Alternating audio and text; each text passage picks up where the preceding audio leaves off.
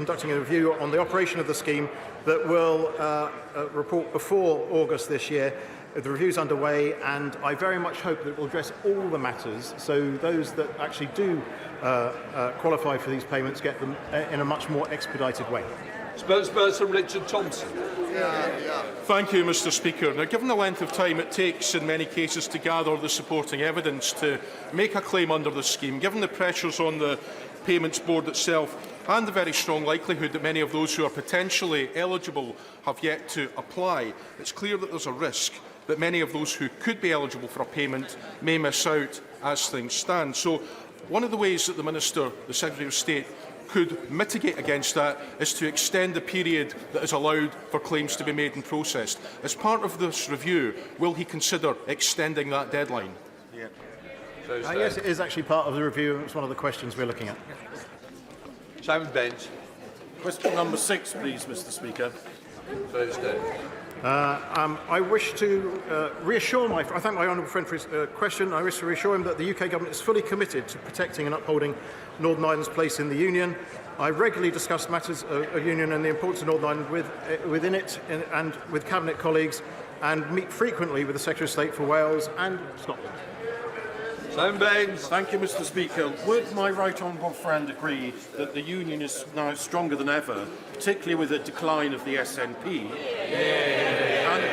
and that its vital importance can be seen not only in Northern Ireland, but also in border constituencies like mine of Clwyd South, particularly in shared services across the border with neighbouring North Shropshire, such as the Gabowen to Wrexham line, the A5A483 and the Chirk St Martin's GP partnership.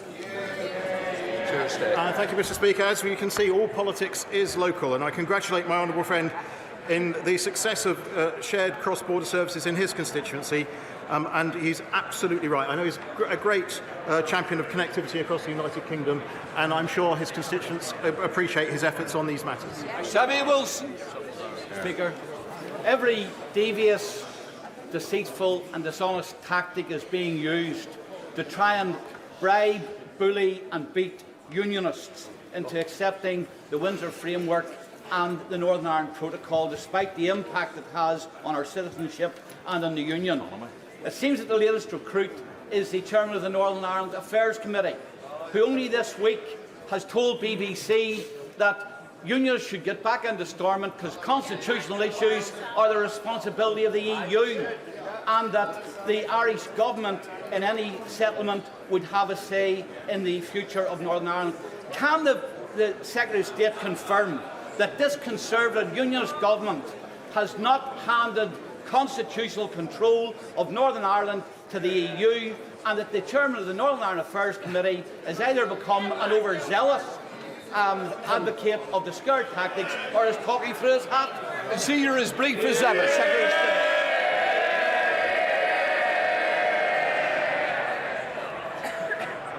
Well, based on that, Chair, the Select Committee Chair has a lot of work to do to increase his popularity in this House. I think, as ever, the honourable gentleman asks a question in his characteristic shrinking violet way, and I have to say I completely disagree with what he says about my right honourable friend. But we need to get a deal done now. The people of Northern Ireland want to get a deal done. It is time for a deal to be done. Let's get the executive back up and running. Before we come to Prime Minister's questions, I'm pleased to inform the House that since last week we've been providing British Sign Language coverage on all question statements as a matter of course. This is available directly on parliamentlive.tv and is also available to broadcasters, media outlets who may be interested in taking up the live feed. I'm delighted that House Service has been able to deliver this significant improvement to accessibility of our proceedings. We now start with questions. Prime Minister Jason McCartney. Question 1, please, Mr Speaker. Prime Minister. Mr Speaker, this morning I had meetings with ministerial colleagues and others in addition to my duties in this House. I shall have further such meetings later today. Jason McCartney. Thank you, Mr Speaker. According to the Alzheimer's Society, nearly 5,000 people are currently living with dementia in my Colne Valley constituency, of whom 3,153 have had a formal diagnosis. That figure went up by 1 this week with my dad's diagnosis. My dad is my constituent. Will my right honourable friend pledge to make dementia a priority by driving up diagnosis rates, bolstering dementia research, investing in social care and improving access to the most innovative diagnostic methods and improving access to new life-changing treatments? Prime Minister. Well, can I send my warmest wishes to my honourable friend and his father and family, and I recognise that a dementia diagnosis can bring worry, both for the person who is diagnosed, but also their wider family. And my honourable friend is absolutely right about the timely diagnosis of dementia. It's vital to make sure that those affected can access the care and support they need. NHS England is actually carrying out a pilot to make sure that we can improve dementia diagnosis in care homes. Our major condition strategy also includes a focus on dementia, but crucially, as my honourable friend said, we are now doubling the funding for dementia research so we can help everyone, including his father. We now come to the Leader of the Opposition, Keir Starmer. Can I send my best wishes to the honourable member and his father also, and all those suffering in this way? Mr Speaker, I can't let today pass without saying how saddened I was by the tragic death of Bronson Battersby, aged just 2, who died in heartbreaking circumstances in Skegness. I know that this House will join me in sending our deepest sympathies to his family. Mr Speaker, the government has been forced to admit that it has lost contact with 85% of the 5,000 people earmarked for removal to Rwanda. Has he found them yet? Prime Minister. Mr Speaker, what I can tell the honourable gentleman is that in spite of him blocking every single attempt that we have taken, we have managed now, because of our actions, to reduce the number of people coming here by over a third last year, remove over 20,000 people from this country back to their home countries, carried out 70% more illegal enforcement raids, arrested hundreds of people, closed down thousands of bank accounts, and processed over 100,000 cases, the biggest number in over 20 years, Mr Speaker. That's because on this side of the House, we want to stop the boats, we have a plan, it's working, and with him, we would just go back to square one. My first thought is, how do you actually lose 4,250 people? Then you remember that this is the government that scrapped HS2, but the costs are still rising by billions. This is the government that spent £400 million of taxpayers' money on a Rwanda scheme, yet can't deport a single person. And this is the government that waged a week-long war on the Greek Prime Minister for reasons known only to themselves, and suddenly are reminded that, of course, this farce of a government could lose the people it was planning to remove. But he didn't answer the question, so I'll ask him again. Where are the 4,250 people that the government has lost? Where are they? Mr Speaker, as I said, we've actually identified and removed over 20,000 people from this country back to where they belong. But he asks these questions about the Rwanda scheme, Mr Speaker. That it is important that we get this up and running, because it's important, as the National Crime Agency say, that we have a working deterrence to resolve this issue. That's indeed how Australia solved this problem, and that's how Albania has worked for us. But we know he asked these questions, Mr Speaker, about the detail of these things, but we all know he doesn't actually care about solving this problem, and we know this because when the BBC asked him about the Rwanda plan, they quizzed him. They said, if the numbers crossing the channel on small boats decline, i.e. so it's working, would you still reverse it? The Labour leader said yes. It's crystal clear he doesn't have a plan, and it will be back to square one, Mr Speaker, spending £400 million on a plan not to get anybody to Rwanda whilst losing 4,000 people is not a plan. It's a farce. Only this government could waste hundreds of millions of pounds on a removals policy that doesn't remove anyone. Only this government could claim that it's going to get flights off the ground only to discover they couldn't find a plane. Only this government could sign a removal deal with Rwanda only to end up taking people from Rwanda to here. But he still hasn't answered the question. So I'll try again. What progress has he made in locating the 4,250 people his government has apparently lost? He's dodged it 3 times. Where are they? Mr. Speaker, it's the same thing again and again. Here we are talking about what we are doing, but I'm happy to go over it, Mr. Speaker. What are we doing? We've increased the number of illegal enforcement raids by 70%, leading to thousands of arrests, using powers, Mr. Speaker, that he blocked in this House. We have closed down thousands of bank accounts of illegal workers, again, using powers that he blocked, Mr. Speaker. Order. Mr. Do you want that early cup of tea, or are you going to be a little bit more silent, Prime Minister? And, Mr. Speaker, as I said, we have worked through a record number of cases and returned a record number of people back to where they've come. All of that is a plan that is working, and we can see that it's working because the numbers of people coming to this country are down by over a third, Mr. Speaker. But again, it is a bit rich to hear him in here pretending that he cares about how we actually stop the boats when he's been crystal clear.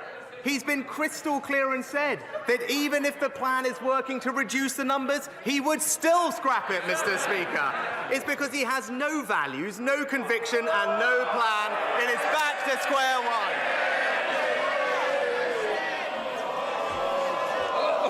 No. Yes, He hasn't got a clue where they are, has he? I can tell you one place they aren't, and that's Rwanda. Because the only people who sent to Rwanda is cabinet ministers. And for all the word, the ridiculous thing is, we know the Prime Minister himself doesn't even believe in this Rwanda gimmick. He had to be talked out of scrapping the whole thing. He didn't want to fund it. He didn't think it would work. When he sees his party tearing itself apart, hundreds of bald men scrapping over a single broken comb, doesn't he wish he'd had the courage to stick to his guns? Well, Mr. Speaker, now, I have absolute conviction that the plan we've put in place will work. Absolute conviction, because I believe it's important that we grip this problem. Now, he spends a lot of his time in this House talking about his time as a lawyer, Mr. Speaker, and I would urge him to listen to them, because Lord Wolfson has said that our bill severely limits the... 4 eminent KCs have said that it is undoubtedly the most robust piece of immigration legislation this Parliament has seen, and Mr. Speaker, a former Supreme Court... I want to hear what the Prime Minister's got to say, because it matters to my constituents, those who feel it doesn't matter to those. Please leave, Prime Minister. As I said, Mr. Speaker, 4 eminent KCs said this is undoubtedly the most robust legislation passed, and a former Supreme Court Justice has been clear that the bill would work. But I know, Mr. Speaker, he's always been more interested in what lefty lawyers have to say, Mr. Speaker. I've even got here the textbook that he authored for them. And it's called, and I quote, European Human Rights Law by Keir Starmer. So... Prime Minister! Prime Minister, when I stand up, please sit down. Can I just say, we don't use props in this House, and I will certainly ensure that if you do need reminding, I certainly will. Keir Starmer. It's such utterly pathetic nonsense. He's been brutally exposed by his own MPs yet again. He's got one party chair who says she hopes the Lords will rip his Rwanda deal to pieces. He's got 2 more who had to quit because they don't think it'll work. All of them appointed by him, all now in open revolt against his policy, each other, and reality. Is there any wonder they all think this gimmick is doomed to failure when the Prime Minister himself doesn't believe in it? Mr. Speaker, it is rich to hear from the honourable gentleman about belief in something, because it will be news to him. It is actually the case that you can believe in something and stick to that position on this side of the House.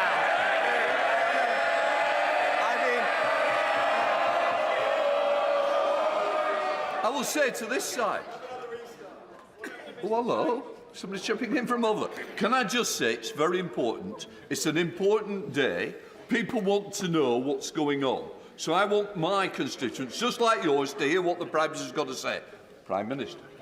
Just this week, Mr. Speaker, we had another example of the honourable gentleman doing one thing, saying another, because this week he backed the Home Secretary in banning the terrorist group Hizb ut-Tahrir, despite him personally using the European Court of Human Rights to try and stop them being banned.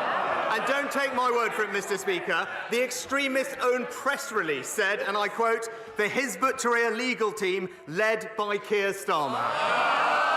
Now, I know he doesn't like talking about them because they've been a client, but when I see a group chanting jihad on our streets, I ban them, he invoices them.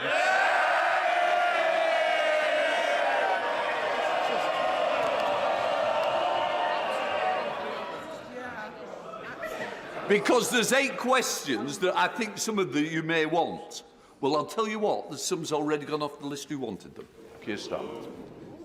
Mr. Speaker, if he stuck to his position, he'd be voting with us. He'd be voting with us. His former Home Secretary says the plan won't work. His current Home Secretary calls it batshit. His former Immigration Minister doesn't back his plan. Even the Prime Minister himself doesn't believe in it. And last week, another of his MPs said the Tories should admit that things have got worse since they came to office, that after 14 years they've left Britain less united, the country is a sadder place. If the Prime Minister can't even persuade his own MPs that it's worth supporting him, if he himself doesn't even believe in his own policies, why on earth should anyone else think differently? Mr. Speaker, another week when it's crystal clear the honourable gentleman doesn't believe in anything and he doesn't have a plan. Now, while he talks the country down, let me update him on what's actually been happening in the past week. Inflation more than halved from 11% to 4%. Real wages rising. Real wages rising for the 5th month in a row. Last week, rates started falling and millions of people benefited from a tax cut worth £450. So while he takes us back to square one with a £28 billion tax grab, let's stick with a plan that's delivering a brighter future for Britain. Mr. Speaker, it's against the law to silence victims of crime, but that's exactly what the Post Office did through the use of non-disclosure agreements. And this is just the most recent case of NDAs covering up mismanagement, misconduct and even crimes at work. Will my right honourable friend, the Prime Minister, consider banning their use in all severance agreements once and for all? Minister. My right honourable friend is right to raise an important point, and the ability to speak out about things is key to unlocking justice. And while NDAs can have a place, my honourable friend is right to say that they shouldn't be used to stop victims of crime, in particular getting the justice that they deserve. I can tell her that the Ministry of Justice are carefully considering how to best address this issue, including legislation, and I know that my right honourable friend, the Justice Secretary, will keep the House updated on further progress. Leader of the SNP, Stephen Flynn. Mr. Speaker, when people woke up today in homes that they can't afford to heat, with mortgages that they're struggling to pay, to news that inflation is once again on the rise, they'll have looked to Westminster for answers. And instead they find a UK government which is tearing itself apart over how quickly it can send vulnerable people on a plane to Rwanda. Surely the Prime Minister must understand that the anger that some of his own backbenchers have towards him is no comparison to the anger that the public have towards his party? Prime Minister. Mr. Speaker, if the honourable gentleman did care about supporting working families to pay their bills, to pay their mortgage, why on earth is the SNP making Scotland the highest tax part of the United Kingdom, where the average, Mr. Speaker, not the wealthiest, where the average worker in Scotland is now paying more tax than they do in England? Stephen Flynn. Of course, Mr. Speaker, when it comes to the Rwanda bill, the reality is that if you want to stop the smuggling gangs, you should introduce safe and legal routes. But instead, the Prime Minister is seeking to weaponise some of the most vulnerable people in society. It is straight out of the cruel and callous right-wing extremist playgroup. His time in office is fast approaching its conclusion. Does he seriously want this to be his legacy? Prime Minister. Well, Mr. Speaker, as I said, it is important that we stop the boats because illegal migration is simply not fair, Mr. Speaker. It's not right that some people jump the queue, that they take away our resources to help those who are the most compassionate, that need our most help, and, by the way, Mr. Speaker, are exploited by gangs, and many of them lose their lives making these dangerous crossings. So I completely disagree with the honourable gentleman. The fair and the compassionate thing to do is to break these criminal gangs, and that's why we're going to stop the boats. Dean Russell. Thank you, Mr. Speaker. Unexpectedly, 5 months ago, I had a heart attack. And thanks to the swift action of the NHS emergency services, it was caught early. So one stent operation later, I was on a swift path to rehabilitation and recovery and sat here today, fighting fit and a bit lighter too. So along with encouraging everyone to visit the British Heart Foundation website to understand the early warning signs and get fantastic resources to help them, would the Prime Minister also join me in personally thanking everyone who helped to save my life and help me recover, including the East of England Ambulance Service, the teams at Watford General and Harefield Hospital, the cardiac rehabilitation teams, and everyone who supported me, especially my family and my team, some of whom are in the gallery today, who helped ensure that I continue to deliver for the great people of Watford. I thank my honourable friend for sharing his story, and I know the whole House will be delighted to hear that he's made a swift recovery. We all wish him good health for the future as he resumes his excellent campaigning on behalf of his constituents in Watford. And I also join him in thanking our fantastic NHS staff for the life-saving work that they do up and down the country. We're backing them with record resources, from our doctors to our ambulance service. We are all in this House truly grateful for what they do. Caroline Lucas. Thank you very much, Mr. Speaker. Until the UK government calls for an immediate ceasefire, it is complicit in the horrors in Gaza. Not my words, but those of the head of Oxfam, who, like every single agency trying to operate on the ground, is clear that aid can't be effectively delivered while fighting continues. More UK aid is, of course, welcome, but even when it does get through, it can result in what one Palestinian aid worker calls bombing us on full stomachs. 24,000 people have already been killed. So can he tell us what will it take for him to back a permanent bilateral ceasefire? Mr. Speaker, of course, we want to see a peaceful resolution to this conflict as soon as possible. A sustainable, permanent ceasefire with an end to the destruction, fighting and loss of life, release of hostages and no resumption of hostilities would, of course, be the best way forward. But in order to achieve that, a number of things need to happen. Hamas would have to agree to release all the hostages. Hamas would no longer have to be in charge of Gaza, and the threat of more rocket attacks from Hamas into Israel would have to end. And the Palestinian Authority, boosted with assistance, would need to return to Gaza in order to provide governance and aid. That is the sustainable ceasefire that we will work very hard to bring about. Nick Fletcher. Thank you, Mr. Speaker. Mr. Speaker, today I was unsure whether to raise a national issue, such as the desperate need for a Minister for Men, or a local issue, such as Doncaster's need for a new hospital or Edlington for a new leisure centre. But I thought the best thing I could do is ask the Prime Minister to come and have a tour of Doncaster. And while I'm showing him around my hometown, I can press the need for a Minister for Men, I can show him the site for a new hospital, and I can introduce him to the people of Edlington so he can discuss their new leisure centre. So will the Prime Minister accept my invitation? Prime Minister. Well, thanks to my honourable friend's fantastic campaigning on behalf of his constituents.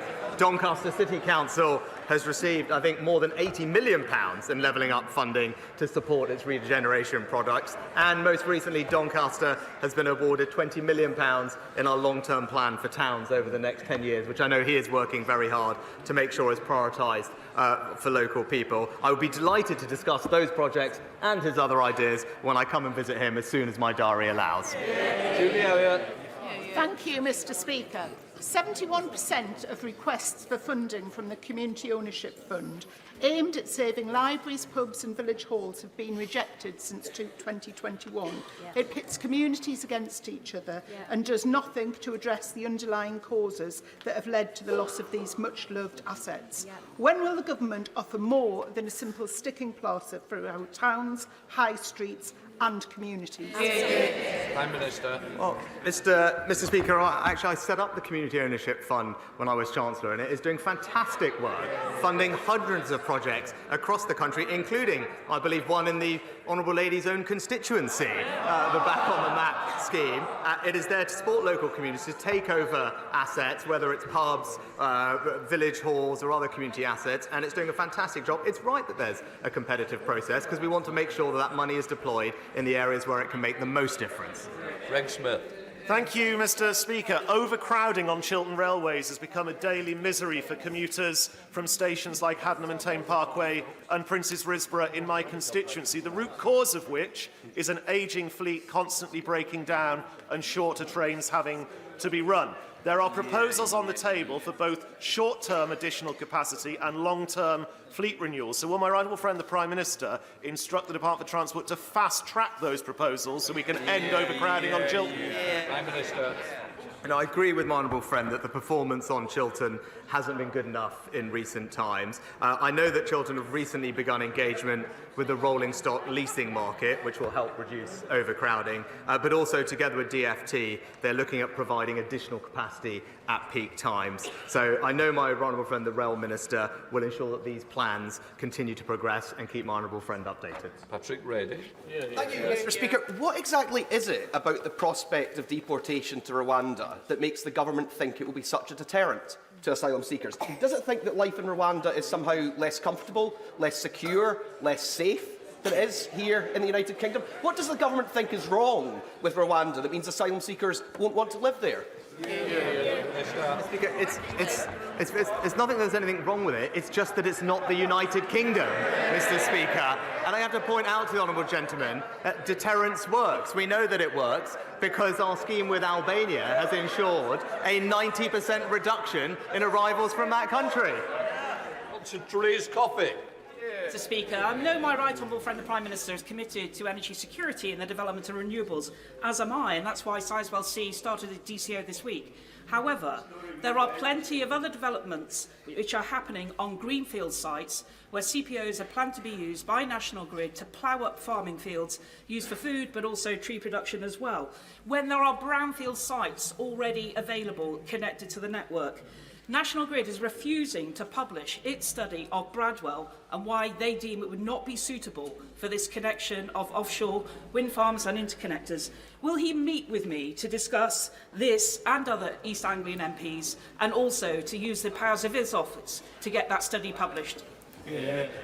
As my honourable friend will know, that planning applications for new infrastructure are managed independently, so I can't comment on specific cases, but I do agree with her that it's important to listen to the views of local communities like those that she represents across Suffolk and East Anglia. I know my honourable friend for Aberdeenshire West was visiting her area recently to mark the commencement of the project at Sizewell C, and I can assure her that relevant ministers will continue to pay close attention to her concerns. Stevens.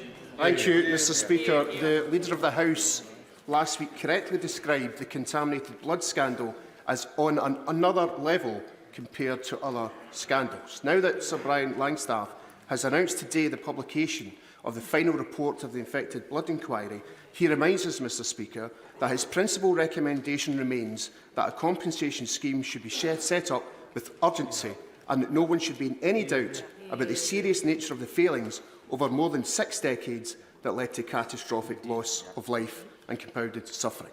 Prime Minister, over 100 parliamentarians wrote to you this week, so can you tell us now when those affected will be paid compensation for their loss? Mr Speaker, I'm acutely aware of the strength of feeling on this issue and indeed the suffering of all of those impacted by this dreadful scandal. I gave evidence to the inquiry last year, and as I said then, I recognise the suffering that thousands have experienced over decades.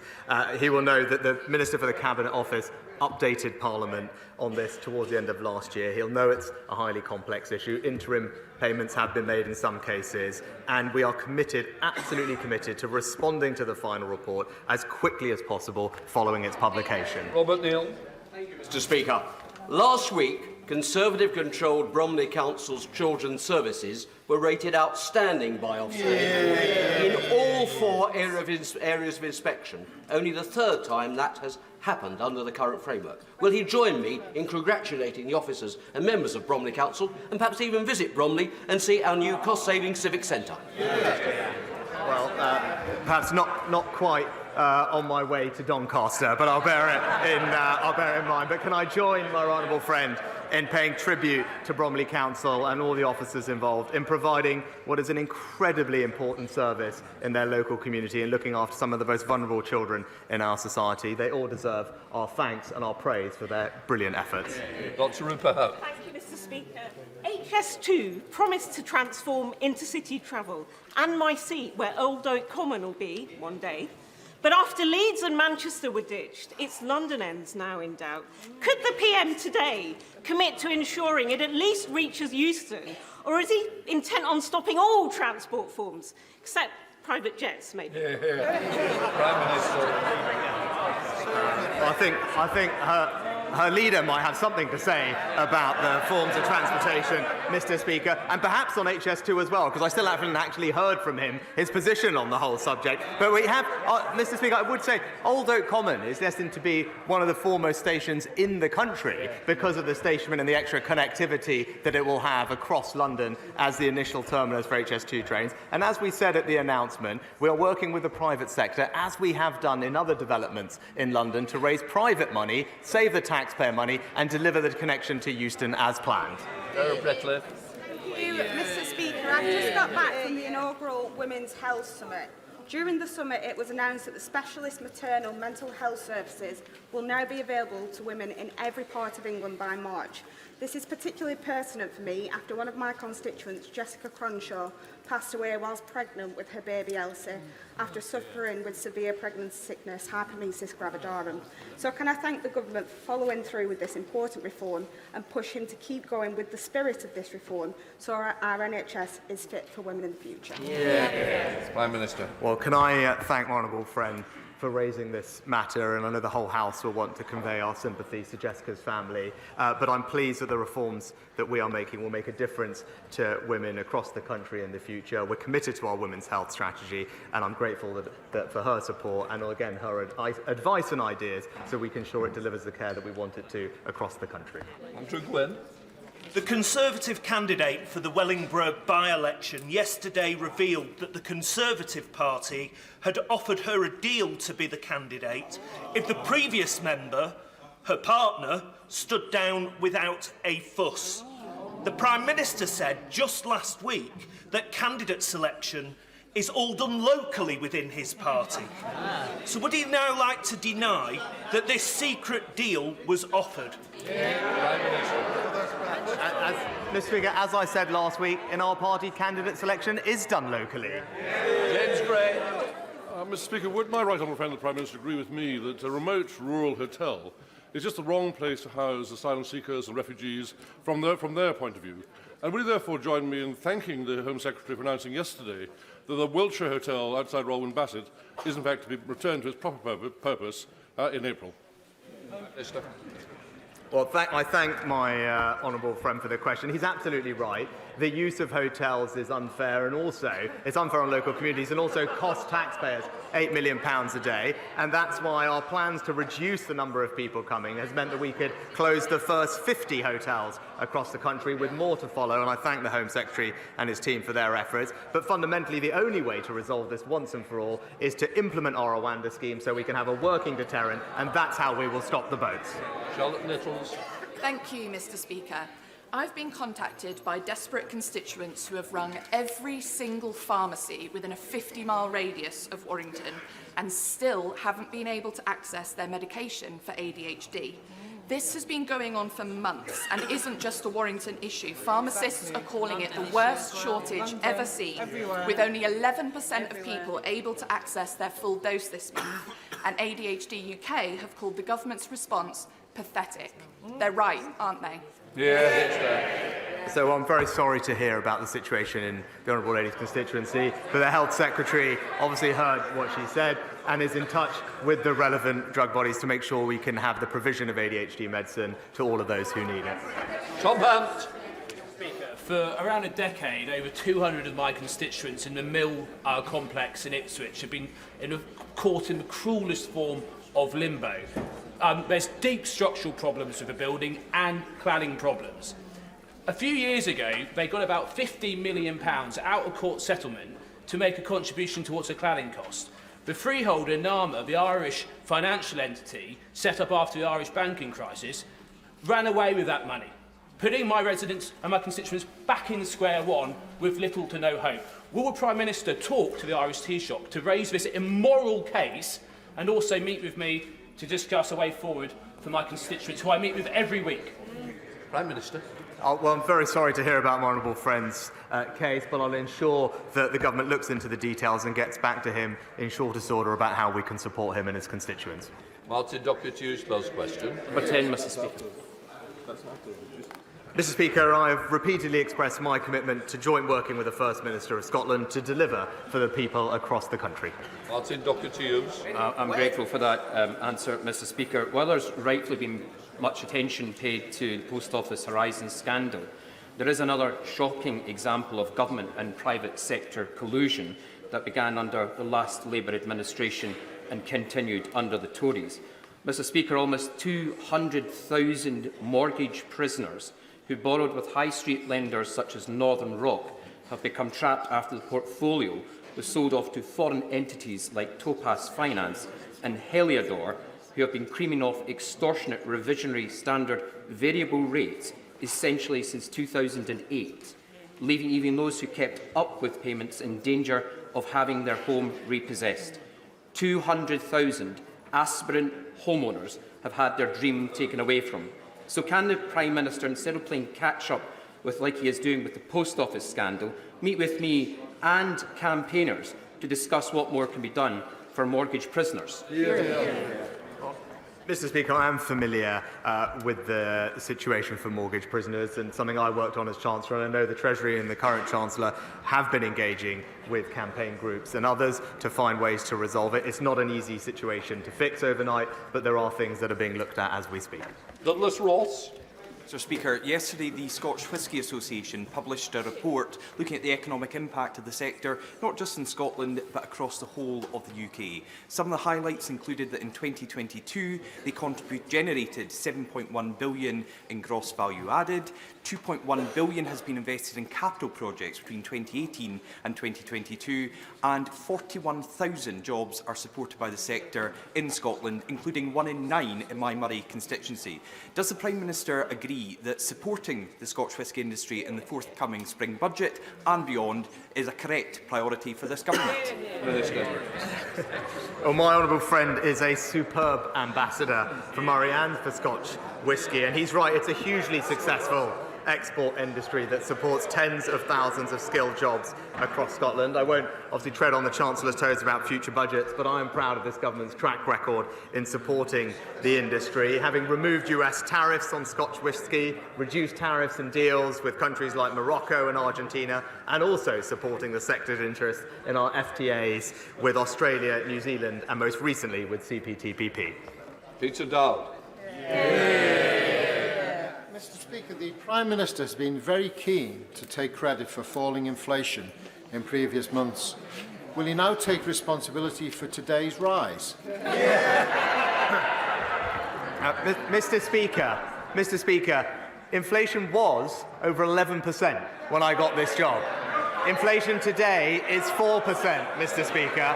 In common with the US, France, Germany, all countries have seen a mild tick-up in December. All countries have. But the crucial thing is that inflation has been more than halved, delivered ahead of schedule, and that is having an enormous benefit to families up and down the country.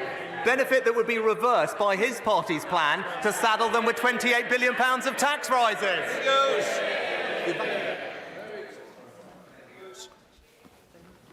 Mr. Speaker, I'm a keen Parkrunner in Walsall, but I'm also part of the core team of volunteers that recently brought Parkrun to Tamworth.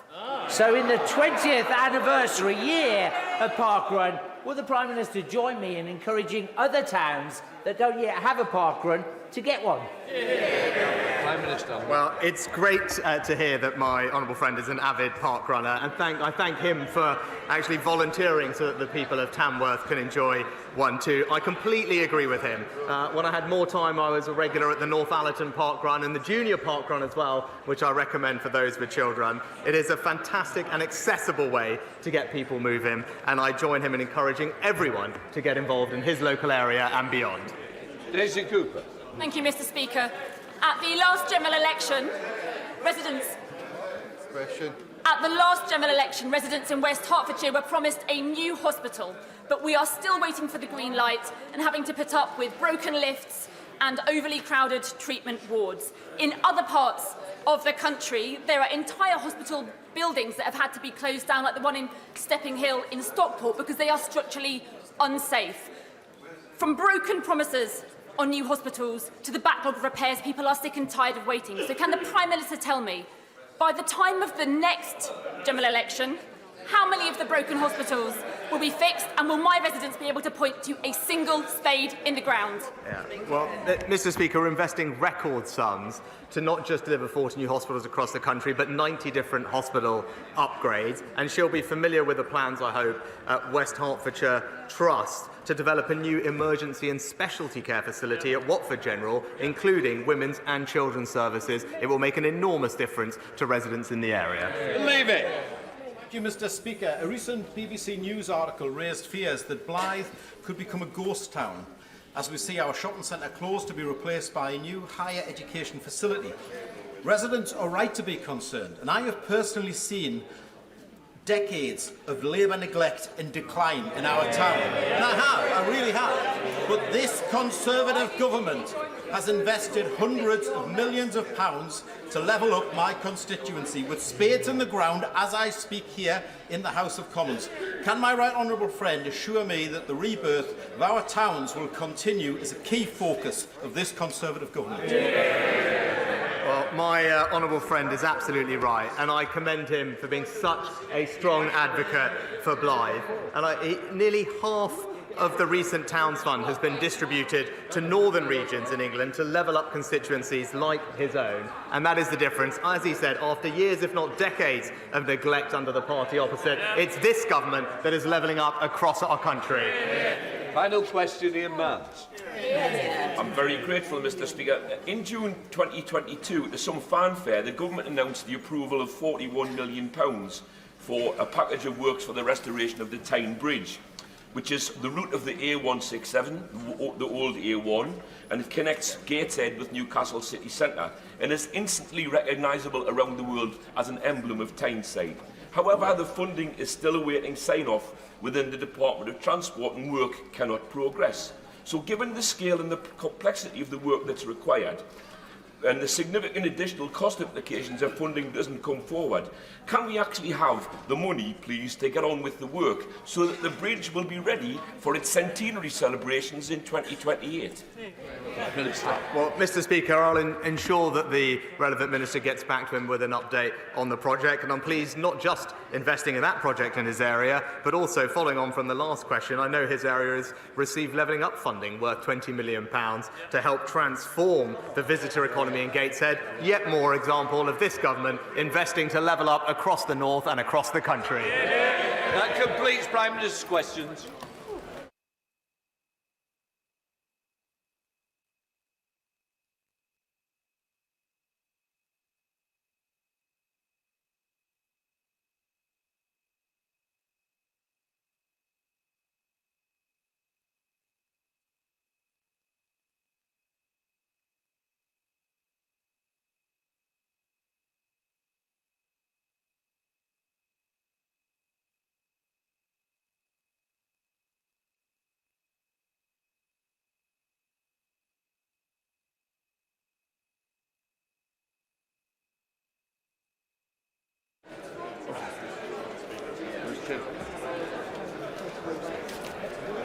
Point of order, Dame Diana Johnson. Mr Speaker, further to the question asked by the Honourable Member for Glasgow South West and the announcement this morning by Sir Brian Langstaff about the report on the infected blood inquiry now being scheduled for publication in May, the Honourable Member also raised that Sir Brian said very clearly in his comments this morning, my principal recommendation remains that a compensation scheme should be set up with urgency, and he made that recommendation in April 2023. The Prime Minister did not respond to what Sir Brian has said this morning, and I wondered whether, Mr Speaker, you'd had any indication there'll be a statement from the Cabinet Office to set out what they are going to do about complying with the recommendations made by Sir Brian. Can I just first of all say this is a very important issue, and I do know that the Honourable Lady has certainly campaigned all the way through to ensure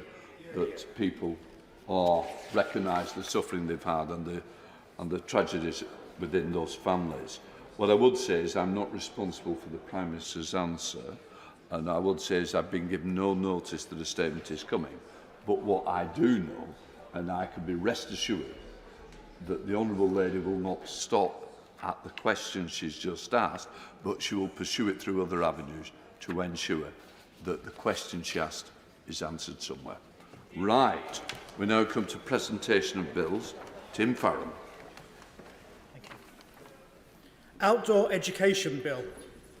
Second reading what day? Friday, 21st of June, sir.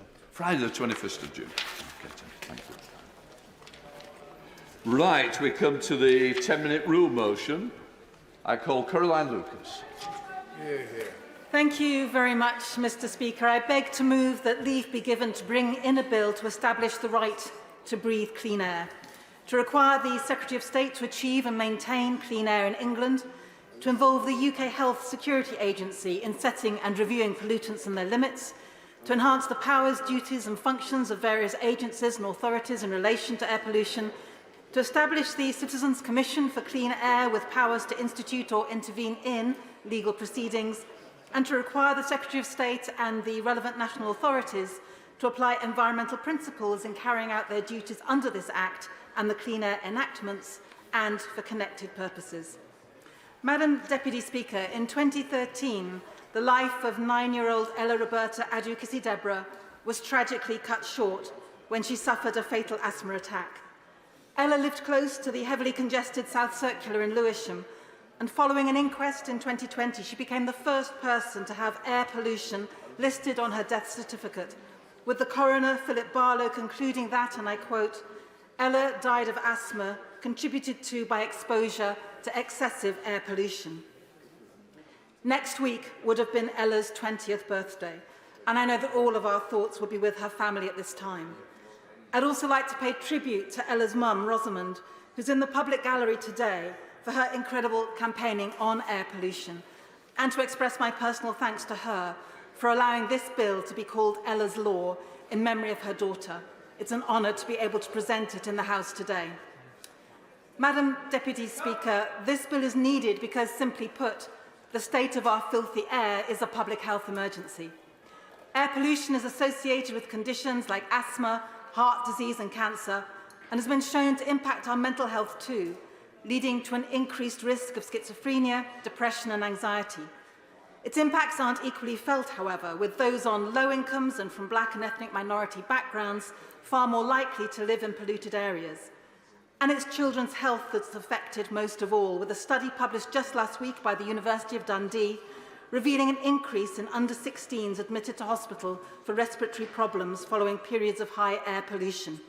A 2019 study by King's College London also showed that living within 50 metres of a busy road can stunt children's lung growth by up to 14%. And for context, it's estimated that in London, 1/3 of the population, around 3 million people, live near to a busy road.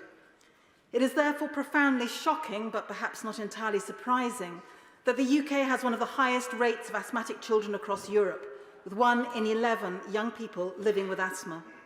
It's been calculated that cleaner air could prevent up to 43,000 avoidable deaths in the UK each year, and it could save the public purse billions as well. Estimates of the public cost of air pollution total as much as £20 billion each year, including the impact on social care and on our crumbling NHS. So it could not be more urgent that the government takes action to clean up our air and protects lives both now and in the future. Yet despite their current approach being vastly insufficient, ministers remain bullish in defending their efforts. Indeed, last year the Prime Minister himself told me, and I quote, "We are confident that the measures we're putting in place are not only legally binding, but world-leading in tackling air quality." And he went on to say that the Environment Act provides, and I quote again, "the capability, accountability and ambition needed to make all the effective interventions to drive down air pollution." And yet the reality is that the Environment Act did very little to help deliver clean air, and it is certainly not world-leading. And the environment target that did get made under it to reduce levels of PM 2.5 to 10 micrograms per cubic metre falls short of the new WHO guidelines for 5 micrograms per cubic metre, and it could certainly be achieved far earlier than the government's target date of 2040. Indeed, when Professor Frank Kelly from Imperial College London, an advisor to the World Health Organization on health and pollution, recently gave evidence to the Environmental Audit Committee, he said very clearly that, and I quote, "Our studies show that 99.8% of the UK could achieve a figure of 10 micrograms per cubic metre by 2030, and the 0.2% that could not were certain hotspots in London, which again, if you took extra measures, you could probably eliminate as well." Professor Sir Stephen Holgate from the University of Southampton and Special Advisor on Air Quality to the Royal College of Physicians subsequently wrote to the committee to confirm that this change would result in around 20 fewer infant deaths each year. 20 fewer lives lost, 20 families saved from unimaginable heartache. And so with the Mayor of London having already committed to delivering on this more ambitious target, and with such significant benefits, it is incumbent on ministers to explain why the current legal limit remains so unambitious. And they must urgently set out how they're going to meet the new WHO guidelines, which have halved the limit for PM 2.5 to 5 micrograms per cubic metre in response to the marked increase in evidence showing how air pollution affects current different aspects of our health. In the words of the Chief Medical Officer, Professor Chris Whitty, we can and should go further, and it is technically possible to do so. So the Clean Air Human Rights Bill, or Ella's Law, would set out an entirely new approach to delivering clean air in England. First, it would enshrine the human right to clean air precisely and explicitly in English law, thereby transforming decision-making by public authorities by requiring them to consider clean air alongside other rights under the Human Rights Act. It would be a step towards incorporating the 2022 resolution adopted by the UN General Assembly, which recognises the human right to a clean, healthy and sustainable environment. It follows a one air approach that encompasses the health and environmental impacts of air pollution and greenhouse gases. And it would set standards based on advice from the Climate Change Committee and on the WHO's new air quality guidelines, and require the Secretary of State to achieve clean air within 5 years, with the possibility of postponement for up to a further 5 years per pollutant, subject to strict conditions. Now, the Environment Agency and the Climate Change Committee would be required to review the pollutants and the limits annually and advise the Secretary of State if they need tightening. The bill also covers air pollution both outdoors and indoors in public spaces and where health and safety standards apply. The tragic death of 2-year-old Awab Ishak, brought on by extensive mould in his family's flat, shone a spotlight on the significance of indoor air pollution.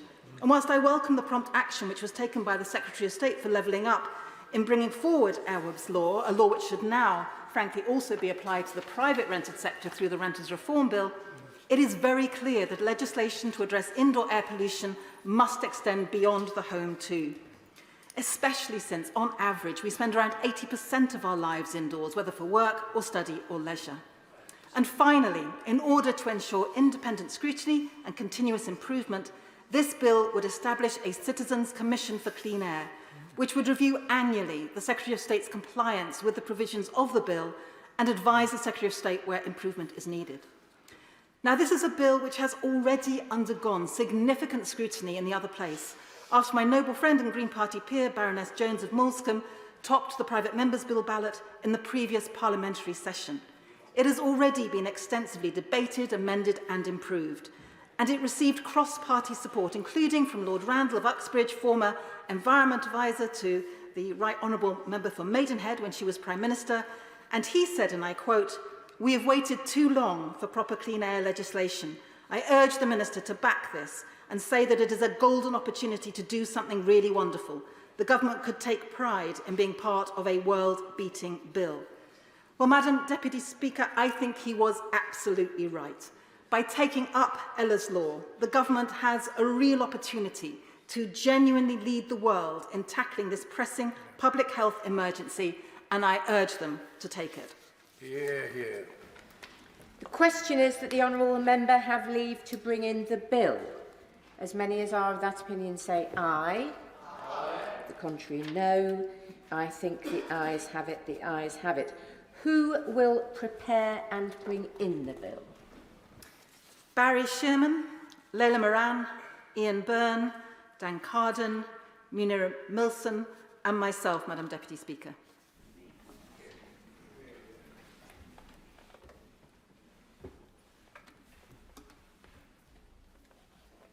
Caroline Lucas.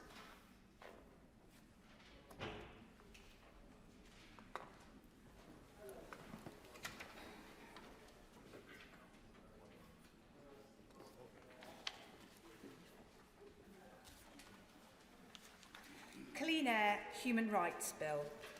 Second reading what day? Friday the 14th of June. Friday the 14th of June. Thank you. The clerk will now proceed to read the orders of the day. Safety of Rwanda, Asylum and Immigration Bill Committee. No. Order.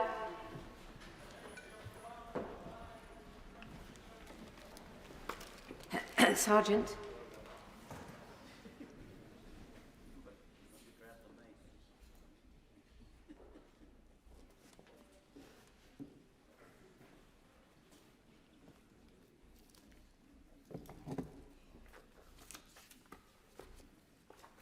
Order.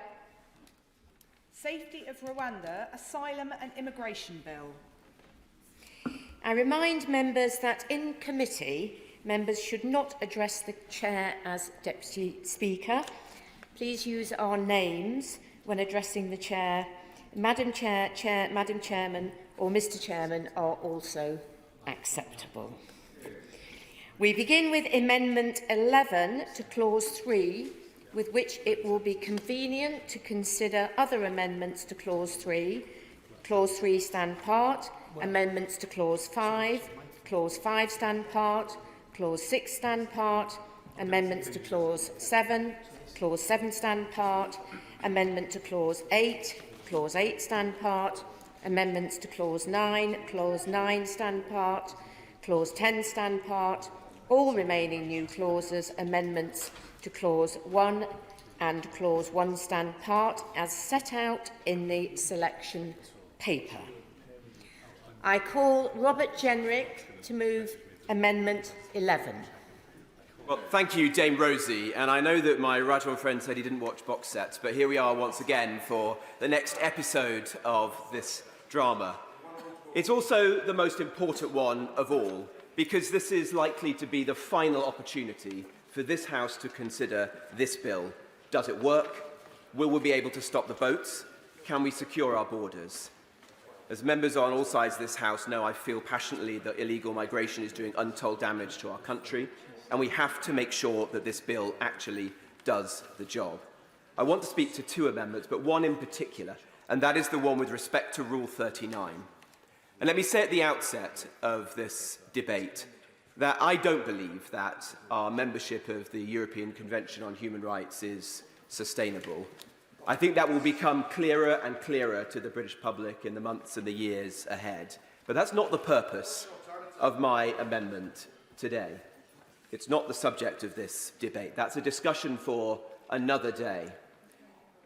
What we're discussing here, I'll give way in a moment, but what we're discussing here is whether or not we believe it is appropriate for a foreign judge in an international court to impose a late-night judgment, often without the United Kingdom being able to give its own arguments or to hear the reasons for that judgment, whether we think that really accords with the rule of law, and in particular, relationship to this policy, whether we are willing to see the same thing happen again that did in the summer of 2022, whereby a judge did just that, grounded the flight, prevented the policy, led to months, indeed years of legal action, and tens of thousands of illegal migrants breaking into our country, costing our taxpayers billions of pounds, imperiling lives in the Channel, and perpetuating this challenge for years to come. I'll give way to my right honourable friend. I'm happy to support my right honourable friend's amendment tonight, as I did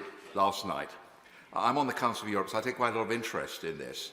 And there is established legal principle that, in fact, the judge was acting ultra vires in 2022, that it was not in his powers to do it.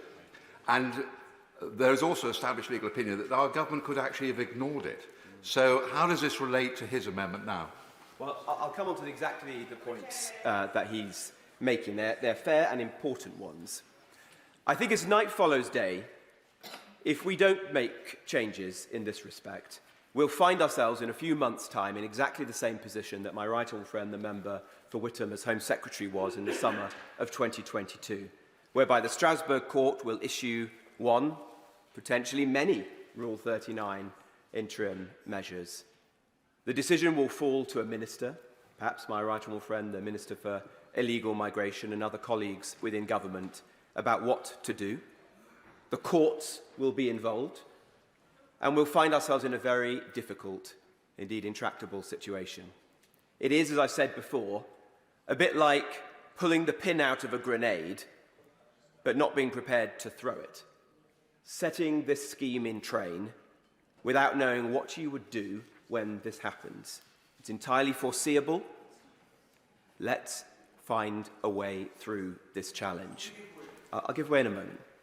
Now, to answer my right honourable friend's question and to think about the legitimate challenge that's made to those like me who make this argument or who raise this issue, you have to go back to the foundation of the court. And many of my colleagues say, well, it was great conservative and British jurists who were the authors of the European Convention on Human Rights. Why would you want to alter what they created? Well, with respect, that's a misunderstanding of what was done when the convention was founded and the treaty signed. No one signed up to the court being able to make binding injunctions. In fact, quite the opposite. This was considered at the time and was rejected. The UK, like all other signatories to the European Convention, expressly declined to give the court the power to make binding interim measures. This was something that was created by activist judges in 2005 in response to a particular case, which was the Mamat Kulov Askalov versus Turkey case in 2005, whereby the court conferred upon itself a power which was not given in the treaty. And I think it is a mistake that the United Kingdom has, by convention, gone along with this approach that the court has given itself for many years. And don't take my word for it. Take the word of many other eminent jurists and lawyers.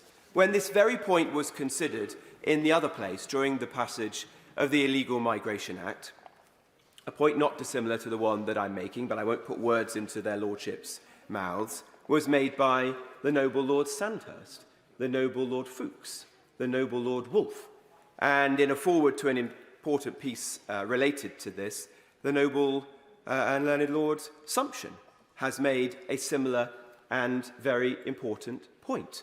In fact, the Professor of International Law at the University of Oxford, Professor Richard Eakins, that many of us respect highly, has said that to change this approach is not to breach the rule of law, it's to defend the rule of law, because we, as signatories of the European Convention, expressly objected to this approach.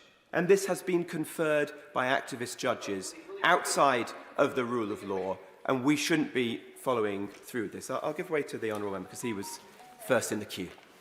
I'm very grateful to the Honourable Gentleman, and I will say at least he has the strength in being vocal about what he actually believes, which is a lot more than many on that side. And he's made it clear that, in his view, he could not care less about what European conventions on human rights say. Will he go further and actually openly say that there is one purpose of this vile, dangerous, inhumane bill, which is to flout international law, and that that side couldn't care less about human rights of the most vulnerable individuals?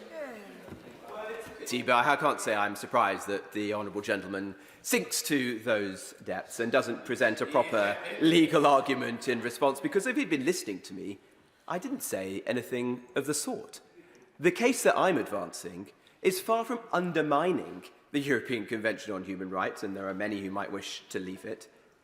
We're defending the original intent of the European Convention on Human Rights and the rule of law, because I don't think that it is sustainable for activist judges in Strasbourg to bend and change the original intent of the signatories of that convention in ways that they would never have accepted and invent new powers. I want us to defend the rule of law, and in this case, that is best defended by saying that interim measures from the European Court are not binding on the UK, either on the domestic plane or upon our ministers. And it is better that we return simply to the position that we were in as a country before 2005. In fact, I think most of that was under a Labour government. I'll give way to the Honourable Member. The Foreign Minister for giving way. I just wonder, is this British exceptionalism? Is the case that he's making that the ECHR should only no longer apply to the UK, or is he saying that it's not fit for purpose across the board and should be scrapped entirely? I feel as if we're having a bit of a dialogue of the deaf here, because that's not what I said at all. I said that the debate about the European Convention is for another day. But what he is saying that the decision of the Strasbourg Court in 2005 to confer upon itself, without seeking the consent of any of the signatories of the Convention, that it should be able to impose interim measures, injunctions, upon other countries which are binding, is the right way forwards. And indeed, that those injunctions should be able to be made at the 11th hour, in the middle of the night, without giving reasons, without asking for our own arguments, without even naming which judge was behind that.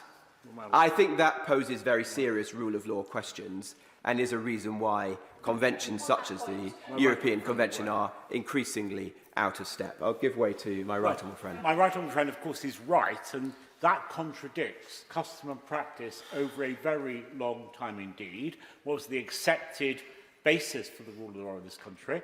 He cites Lord Sumption and Lord Wolfe, but he might have cited A.V. Dicey, who established long ago as a constitutionalist, supported by Lord Denning and many others after, that the relationship between the rule of law in this place is that a polity makes laws because it has the legitimacy to do so, conferred on it by the people, and it can change laws, and that, frankly, means that this House is supreme. That doesn't in any way underestimate the significance of international agreements and treaties, but it does affirm the significance and sovereignty of this House. I entirely agree with my right honourable friend, and let's move forwards and see what... Well, I'll give way to the Honourable Lady, but then I'll continue my argument. For giving way, because as somebody who has served on the Council of Europe and was proud to do so because of the United Kingdom's history in setting it up to protect citizens from overbearing governments, I think it is worth to look at the actual data on interim measures. So for the 3 years that we know about, in 2019, there were 82 requests made to the Strasbourg Court for interim measures against this government. 0 were granted. In 2020, 47 made, 2 granted. In 2021, 51 applications against this government, 5 granted. So that's just 7 out of 180. Is he really suggesting that this government gets things right all the time, that there should be no capacity to legally challenge them, even when irrevocable harm is on the agenda? Making, and once again, the Honourable Lady isn't listening. The point I'm making is not about the virtues or otherwise of our membership of the European Convention on Human Rights. I've said that that is a matter for another day. The discussion on this amendment is simply whether or not we believe it is right that the Strasbourg Court should confer upon itself, without our consent, the ability to impose binding injunctions. There's a separate question, not unrelated, as to how those injunctions are made, and I think most of us, I'd like to believe, would agree that doing them late at night with an unnamed judge without giving reasons raises serious rule of law questions. Perhaps the Honourable Lady disagrees with that. But the purpose of this amendment is to enable us to return to a position that, yes, of course, the Honourable Lady has her clip for social media now, so the rest of the debate is largely irrelevant. But I'll give way to the Honourable Lady. I want to address the point of law about the courts in Strasbourg. The difficulty with the argument he's making is this, is it not? That under the scheme of the Convention, the court is the body that determines the meaning of the Convention. And not just in the case, the 2005 case, but consistently thereafter, the court has held that failing to comply with interim measures amounts to a breach of Article 34 of the Convention. Now, that's the legal difficulty with this argument, is it not?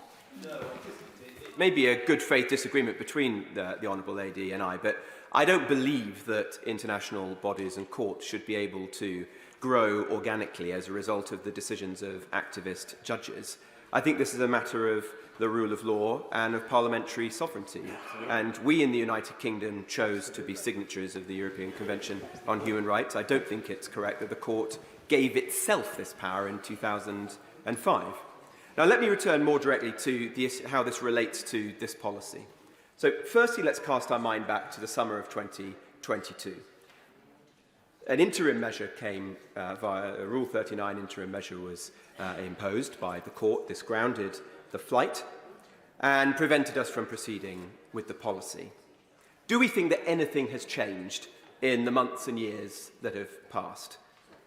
My conjecture is no. We will be in exactly the same position in a few months' time unless we take action. In the Illegal Migration Act, we included a provision which merely restated the orthodox constitutional and legal position that, in theory, it is at the discretion of a minister as to whether or not to comply with a Rule 39 interim measure. Belying that was the government's legal advice that, in its opinion, which I believe to be erroneous for the reasons I've just described, it would be in breach of international law to do so.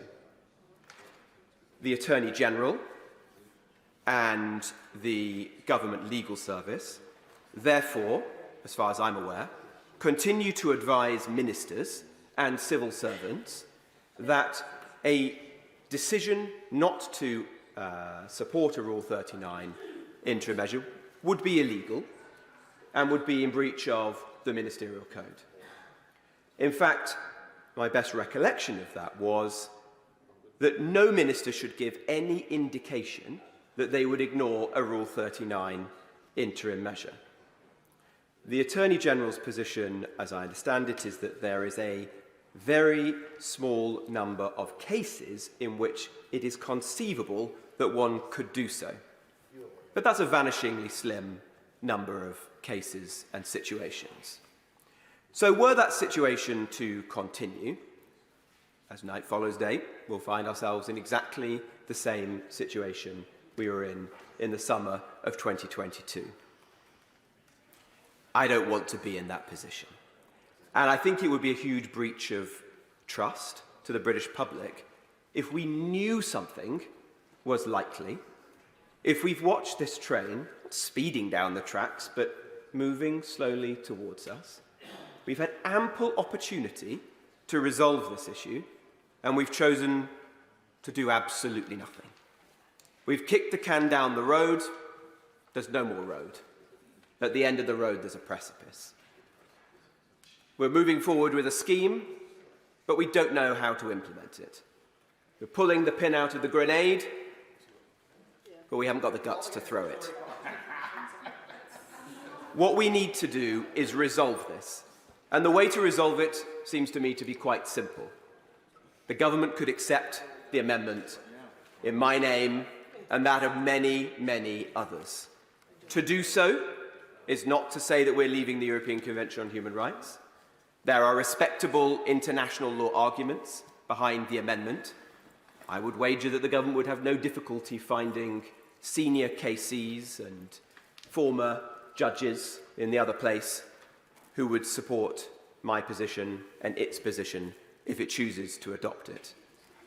It could change some of the minor documentation that accompanies this, like the Civil Service Code and the Ministerial Code, but I wouldn't place too much emphasis on those. At the end of the day, this isn't about civil servants. This is about ministers, and it's about the law. I think a good captain doesn't blame his sailors. It's on us. We have the power to fix this, and we have the responsibility.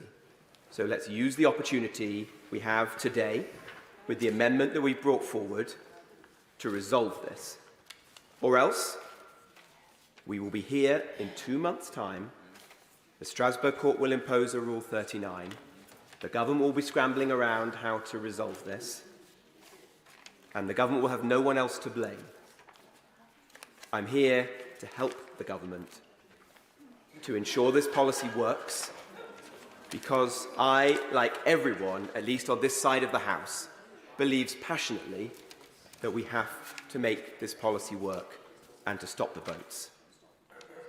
So I strongly encourage my right honourable friend, and indeed the Prime Minister, to support the amendment in my name and that of many others, and encourage everyone else on all sides of this House who share my determination to fix this problem to do exactly the same.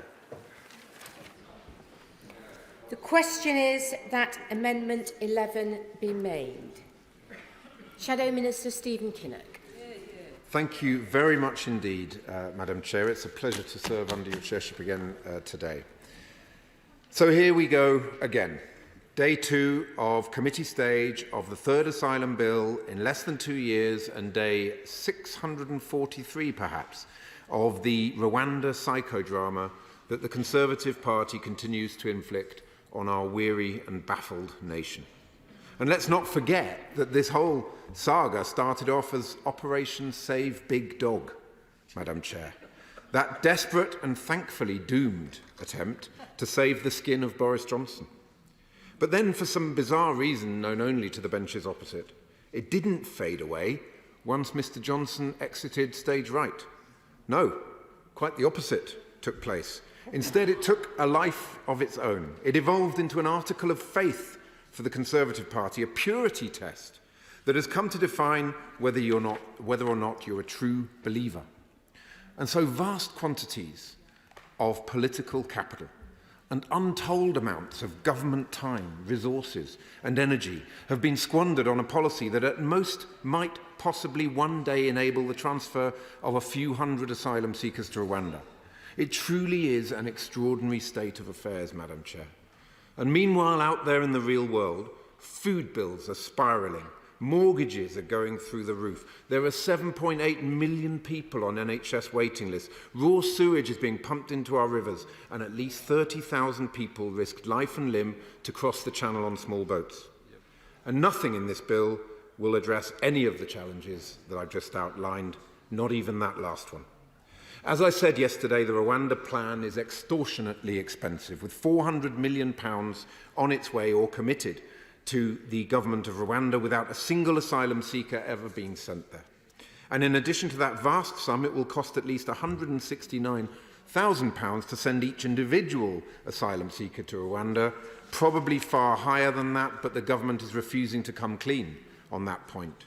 It's also unworkable because there is no evidence that sending just a few hundred asylum seekers will deter the tens of thousands who are crossing the Channel each year.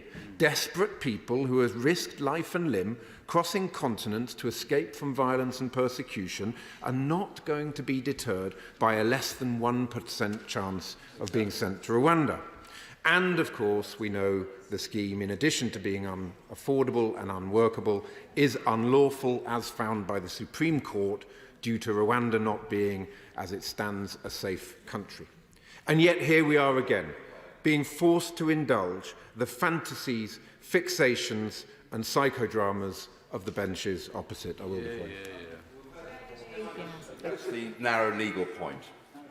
Does he think that it was right for a Strasbourg judge to impose an injunction in the night on his own without giving the British government the chance to make their case? Does he think that was right? Yeah. Well, what we are seeing is a complete shambolic incompetence in the asylum system, and if cases are not made clearly and are open to legal appeals will come, and in some cases those legal appeals will succeed. On the broader point, the reality is that the United Kingdom is party to a number of international agreements and conventions, and that reality is extremely important to our national interest, and in many cases strengthens our sovereignty and not weakens it. So we on these benches are absolutely clear that politics is about choices, and when you look at the bigger picture in terms of our country's place in the world, it is absolutely clear that our sovereignty and our national interest is strengthened, not weakened, by being party to these international agreements and conventions. But, Madam Chair, I'll just make a little bit of progress and I'll come back. What is also deeply troubling is that every day seems to bring a new example of the tail wagging the dog. Because we now hear the Prime Minister is assembling 150 judges and 1,000 staff to fast-track Rwanda cases through our courts. Sorry, what? Does the Prime Minister know that under his leadership and on his watch, the Crown Court backlog in this country is at a record high of 65,000, victims of serious crime regularly waiting more than 2 years for their day in court so they can seek justice against their perpetrator, completely and utterly broken system due to 14 years of Tory incompetence and indifference. And yet the Prime Minister clicks his fingers and is glibly apparently able to magic up 150 judges and 1,000 staff. Where on earth have these 150 judges been hiding all this time, Madam Chair? Are they going to be new recruits, or are they currently working? And if the latter, are they going to be told to drop everything and transfer themselves to dealing with asylum cases? I trust that the Minister will be able to answer these questions today, Madam Chair, but I'm not holding my breath. But regardless of the operational issues, just imagine the impact the Prime Minister's glib announcement yesterday would have on you if you were the victim of rape, who has been languishing for years in our broken judicial system. Just imagine the anger and the disgust you would feel at the spectacle of a Conservative Prime Minister sacrificing your fight for justice on the altar of his desperate attempt to cling to power by appeasing his backbenchers. What an utterly shameful and shabby way for the Prime Minister of our country to behave, Madam Chair. And I will give way to the honourable gentleman. Very grateful to the Shadow Minister for giving way, and particularly on the point that he raised about choices and political choices in this. He is valiantly opposing this bill and he voted against it at second reading, just as I did. But does he recognise that, given that this is the last session of this Parliament, that the Parliament Act cannot be engaged and there's plenty that will take place in the other place? The only way the Safety of Rwanda bill becomes law is if Labour make the political choice to say that fighting it and frustrating it any longer is not in your interest. But, well, I thank the honourable member for his comments, but we have made absolutely clear that this bill is unaffordable, unworkable and unlawful, and we on these benches will never support any piece of legislation that is guilty of those three sins. So it is as clear as crystal to us that we will, with pride, we voted against it at second reading. With pride, we voted against the amendments that would just make it even worse. And with pride, we will be voting against this bill at third reading. I will give way.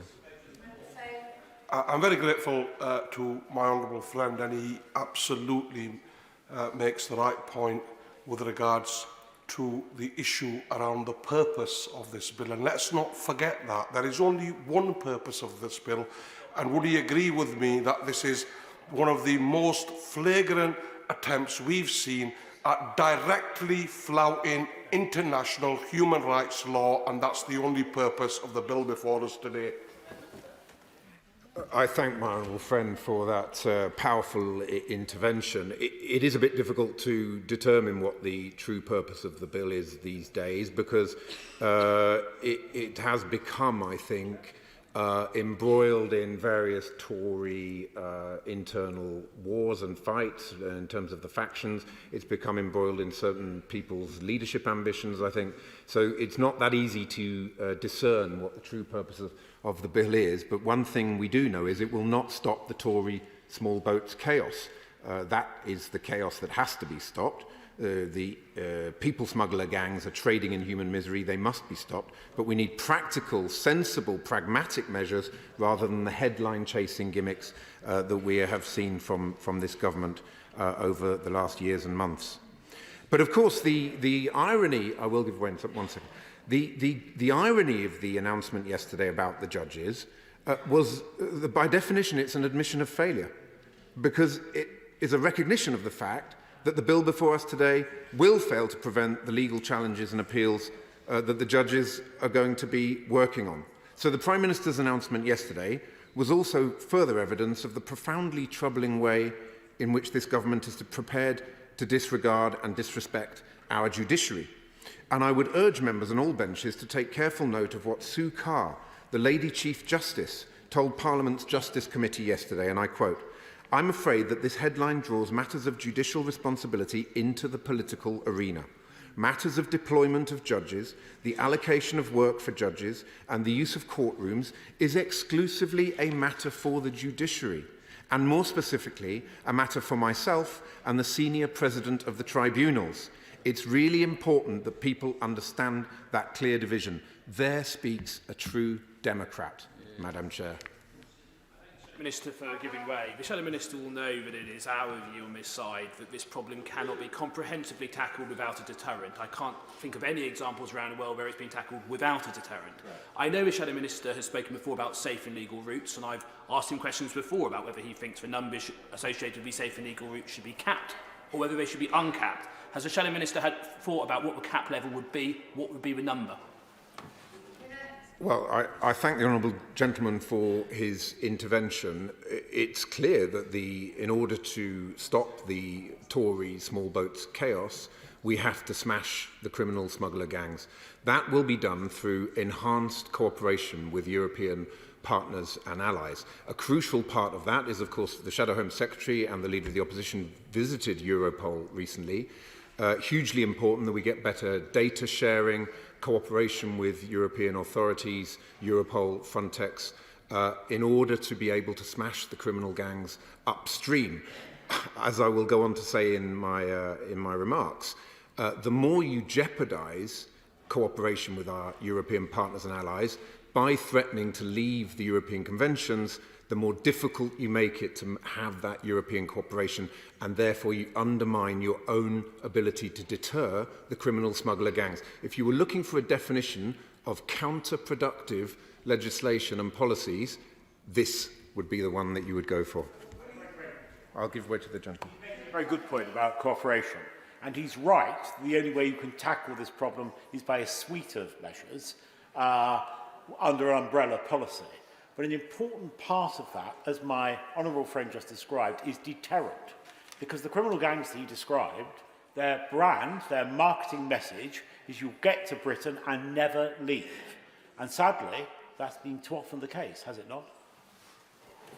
Well, I thank the honourable gentleman, and as I said yesterday, there are pragmatic, sensible things the government has been doing that we support. The Albania deal, for example, fully supported by ourselves on these benches, and the fact that removals to Albania are facilitated by that deal has acted as a deterrent. It's led to a clear decrease in the number of Albanians trying to come over. Why doesn't the government do more of that? Do the pragmatic, sensible stuff, rather than being sucked into endless bun fights about this Rwanda deal, which is unaffordable, unworkable and unlawful. It's a question of priorities, that's what I'd point out to the honourable gentleman. When a government has limited time, resources and energy, focus it on the stuff that works rather than on the headline-chasing gimmicks. The mantra has been clear for many months from the benches opposite, including himself, about the need for safe and legal routes. So can we have some indication of what the level of safe and illegal routes would be to address the problem? And I put it to him, as soon as that cap is reached, the rest will come by boat unless there is a deterrent. Well, in terms of safe and legal routes, what I would look at is, as a priority, things like the Afghan scheme, which is completely and utterly broken. We've seen ARAP collapsed, we've seen ACRS never really working. Which is the nationality that is always in the top 3 or 4 nationalities crossing the channel? It's the Afghans. So I think what we need to do is make sure we get the schemes that are currently in place working properly, and then we need to look at international cooperation, working with our European partners and allies, and creating a dynamic whereby the United Kingdom does its bit as part of ensuring that those who are trying to cross the channel on small boats do not do so. Okay. Drawing him back to the actual amendments and to the interim measures of the Strasbourg Court, to build on the question from my right honourable friend, am I right in understanding the Labour Party's position is that it does not want to see reform of Rule 39 interim measures? Because I find that very surprising, given that the UK is working in concert with many, perhaps all signatories of the European Convention on Human Rights to do just that, because most of our friends and allies in Europe consider there to be serious rule of law issues arising from the so-called pyjama injunctions, and we want to see them, like them, reformed. Would the Labour Party abandon that piece of work? Everything that we do when, as I hope, we enter government will be based on the test. Is it affordable, is it workable, and is it legal? The legal piece has to be based on compliance with our international legal obligations.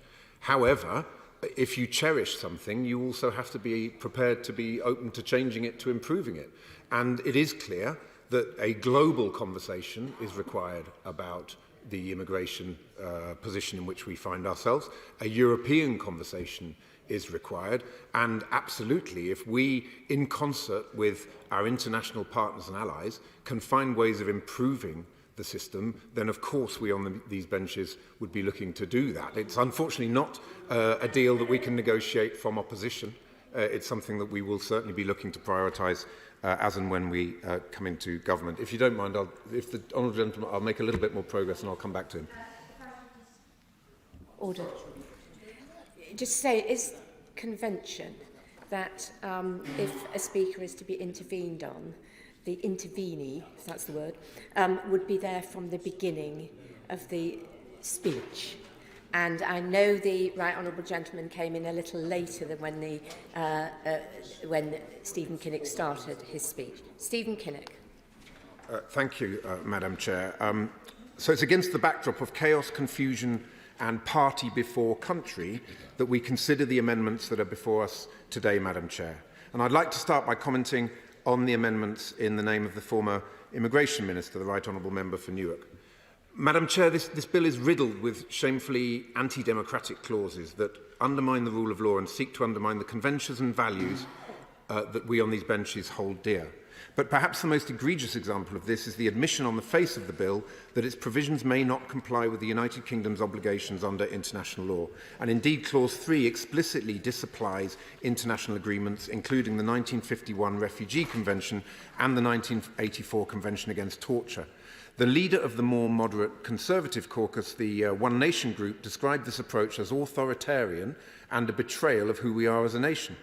And he was absolutely right on both points. Our liberal democratic nation is founded on the rule of law and on our respect for the judicial function. Our international standing is founded on our commitment to human rights and international law, and our proud history is founded on the delivery of these principles, including indeed Winston Churchill himself actually helping to establish Britain as a founder of the 1951 Convention. I made the point yesterday, I'll make it again, that it's not for politicians to interfere with court judgments, and it's not for the government to respond in a knee-jerk manner to court rulings that it dislikes. That is the behaviour of an autocracy, not of a democracy. How on earth can our country be the international standard bearer for the rule of law in the face of, for example, Putin's barbarism or an increasingly belligerent China, if we are breaking our own international obligations?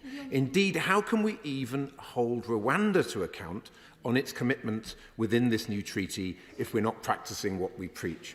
And then there is the real and present danger that this bill represents in terms of the international agreements that Britain is party to, all of which are central to our national interest. I thank the gentleman for giving way. Those who are worried about social media may also find it useful to use their phones in the chamber to double-check those international obligations, and indeed the original text of the European Court of Human Rights that says explicitly the high undertaking parties agree to abide by the decision of the court in any case to which they are parties. From the start, it was intended that there was a check and court. I listened to the gentleman opposite. I hope he will accord the same respect and courtesy to me. Does the member agree with me that from the start it was envisaged it was an important check and balance to involve the courts in decision-making? Well, my honourable friend makes a very good point, and I think, as we've also seen in the letter that Nathalie Oiseau has sent to her about the potential risks that there are to the Trade and Cooperation Agreement and a range of other commitments, it is absolutely clear that it is in our national interest to pool our sovereignty with other nations through these conventions in order to strengthen our own national sovereignty, and I agree absolutely with her on that point. But firstly, looking at some of these agreements, the Good Friday Agreement. The European Convention on Human Rights is woven integrally into many different parts of the GFA. The political settlement in Northern Ireland should not be taken for granted. So disapplying the ECHR in British legislation would be playing with fire in that regard, Madam Chair. And of course, the Prime Minister's very own Windsor Framework, which sought to resolve the issues around trade and Northern Ireland post-Brexit, was agreed on the basis of the UK's full commitment to the GFA. I'm sure that the Prime Minister wouldn't want to accidentally set fire to his own carefully crafted negotiations. Then there is the EU-UK Trade and Cooperation Agreement, which includes clauses on important mutual security cooperation, which are reliant on Britain's commitment to the European Convention on Human Rights. Under Articles 1 and 692 of the TCA, UK withdrawal from the ECHR entitles the EU to immediately suspend or terminate the entirety of Section 3 of the TCA. So introducing notwithstanding clauses into this bill would mean that the government would also be dicing with the risk of jeopardising security cooperation with our European partners and allies. And the irony here is that this very security cooperation and data sharing is of pivotal importance when it comes to smashing the criminal gangs that are behind the small boats crossings. So this bill that is designed to stop the potential of, which is designed to potentially deal with the issue of the small boat crossings and the criminal gangs, could potentially undermine the very cooperation which is supposed to be smashing those very gangs. You literally could not make it up, Madam Chair. So I do not believe that legislative belligerence is in the interests or the traditions of the party opposite, and I certainly don't believe it's in the interests or traditions of our own proud nation. And the amendments that have been tabled by the former Immigration Minister, I'm afraid, would simply increase all the risks that I've described, and so we on these benches will be opposing them. Madam Chair, I turn now to the Labour Party's amendments. Again, I stress that we reject this bill in its entirety and that our amendments are designed to limit the damage of this unaffordable, unworkable and unlawful piece of legislation. A major concern of ours is around the way in which the government is handling the entire Rwanda saga from the point of view of transparency, from everything from the costs to the processing capacity of the Rwandan government to ministers trying to hide the fact that criminals will be sent from Rwanda back to the UK, and the fact that the UK may have to take some refugees from Rwanda. Our Amendment 36, New Clause 7 and New Clause 8 are all a part of an attempt to force the government to shed more light on the less clear aspects of the scheme and to introduce more accountability. Amendment 36 would require that the government publish a full impact assessment setting out the costs per person for the removal scheme and the confidential financial memorandum already agreed between the two countries. We believe the cost per person is far higher than the 169,000 already acknowledged by the government, and we want ministers to come clean on that point. New Clause 7 would require the Secretary of State to report to Parliament on a regular basis, as with the Monitoring Committee every 90 days on the operation of the scheme, including data on the number of people relocated to Rwanda and the costs incurred by the UK government. Similarly, New Clause 9 would require regular reporting on the number of asylum seekers declared inadmissible under the Illegal Migration Act from the point of its entry into force, whenever that may be, and the number of such asylum seekers who were subsequently removed to Rwanda. New Clause 8 would impose further reporting requirements on the government, including on the number of individuals involved in criminal activity who have been transferred from Rwanda to the UK. In the event of any such transfers, the government would be required to table a debatable motion in Parliament so that MPs could consider whether, in light of the transfers, the operation of the treaty should be suspended. It is important that the British public understand just how many foreign criminals the Conservative government would be importing back into our country as part of this Rwanda deal. Further amendments relate to the Monitoring Committee, a central part of the new treaty which both sides are required to set up in order to oversee the operation of the removal scheme and to provide a mechanism for individual asylum seekers to lodge confidential complaints directly with the committee.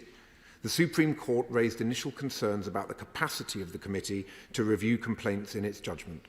Our Amendment 59 would make the establishment of this committee a necessary precondition for the commencement of this Act, and New Clause 5 would place the committee on a statutory footing. The Monitoring Committee would be required to report to Parliament every 90 days, confirming that all the relevant obligations set out in the treaty are being fully complied with. In the event the Monitoring Committee either fails to meet the 90-day requirement or reports to Parliament that Rwanda is not in full compliance with any provision of the treaty, this Act would effectively be suspended from being in force until any issues with timing or compliance have been resolved. Linked to this, New Clause 13 stipulates that the operation of this Act should be suspended at any time when the Monitoring Committee is not in operation.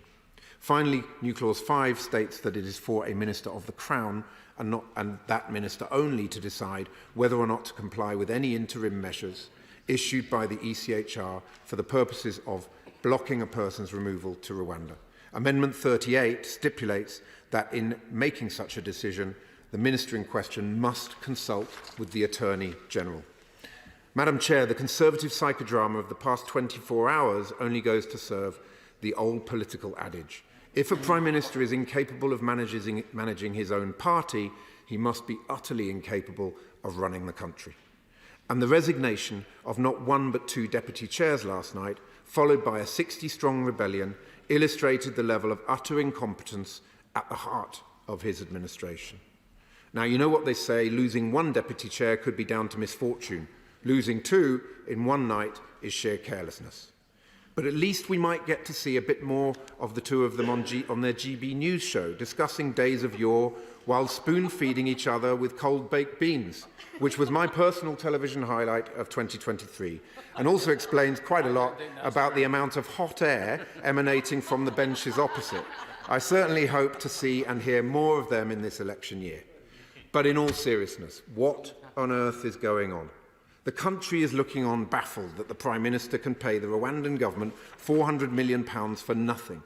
Yet places such focus on strengthening our security cooperation with Europe to stop the boats in the first place, and has spent so very little time in terms of improving our broken public services or helping our struggling households during a cost of living crisis. They're perplexed that the Conservatives spend so many hours on a piece of legislation that isn't really even supposed to stop the boats. It's about the Prime Minister getting a single plane in the air with a handful of asylum seekers on it so he can say, look, I did it. I delivered the Rwanda plan and removed a few refugees. He thinks that the British people will deliver something to him on that basis. We are perplexed because this is not the behaviour and politics we can afford to expect from a British Prime Minister. These are not the serious policies that will fix our asylum system and make our country a better place. All the headline-chasing gimmicks over hard graft and getting a grip. This is not what the British public voted for. Indeed, nobody, not even the public, his own party, voted for him at all. Madam Chair, this plan is a con. This bill is a sham. I urge all members to get behind Labour's amendments in order to limit the damage, and I urge them to vote against the bill at third reading. It is unworkable, unaffordable and unlawful if we are to stop the Tory small boats chaos and end the expensive asylum use of the hotels, which are costing £8 million a day. Then this Conservative psychodrama needs to end. We need Labour's 5-point plan to end this chaos, starting with going after the criminal gangs upstream in a new security partnership with Europol. We need a government that puts country before party, and we need a general election this spring. It may be helpful if I just clarify a few things. First of all, as well as if colleagues intend to make interventions, it's important that they have been there at the start of the speech. It's also important that they remain to the end of the speech if they have intervened. And I will, don't worry. I also intend to give priority to those who have got amendments down. I will come to others.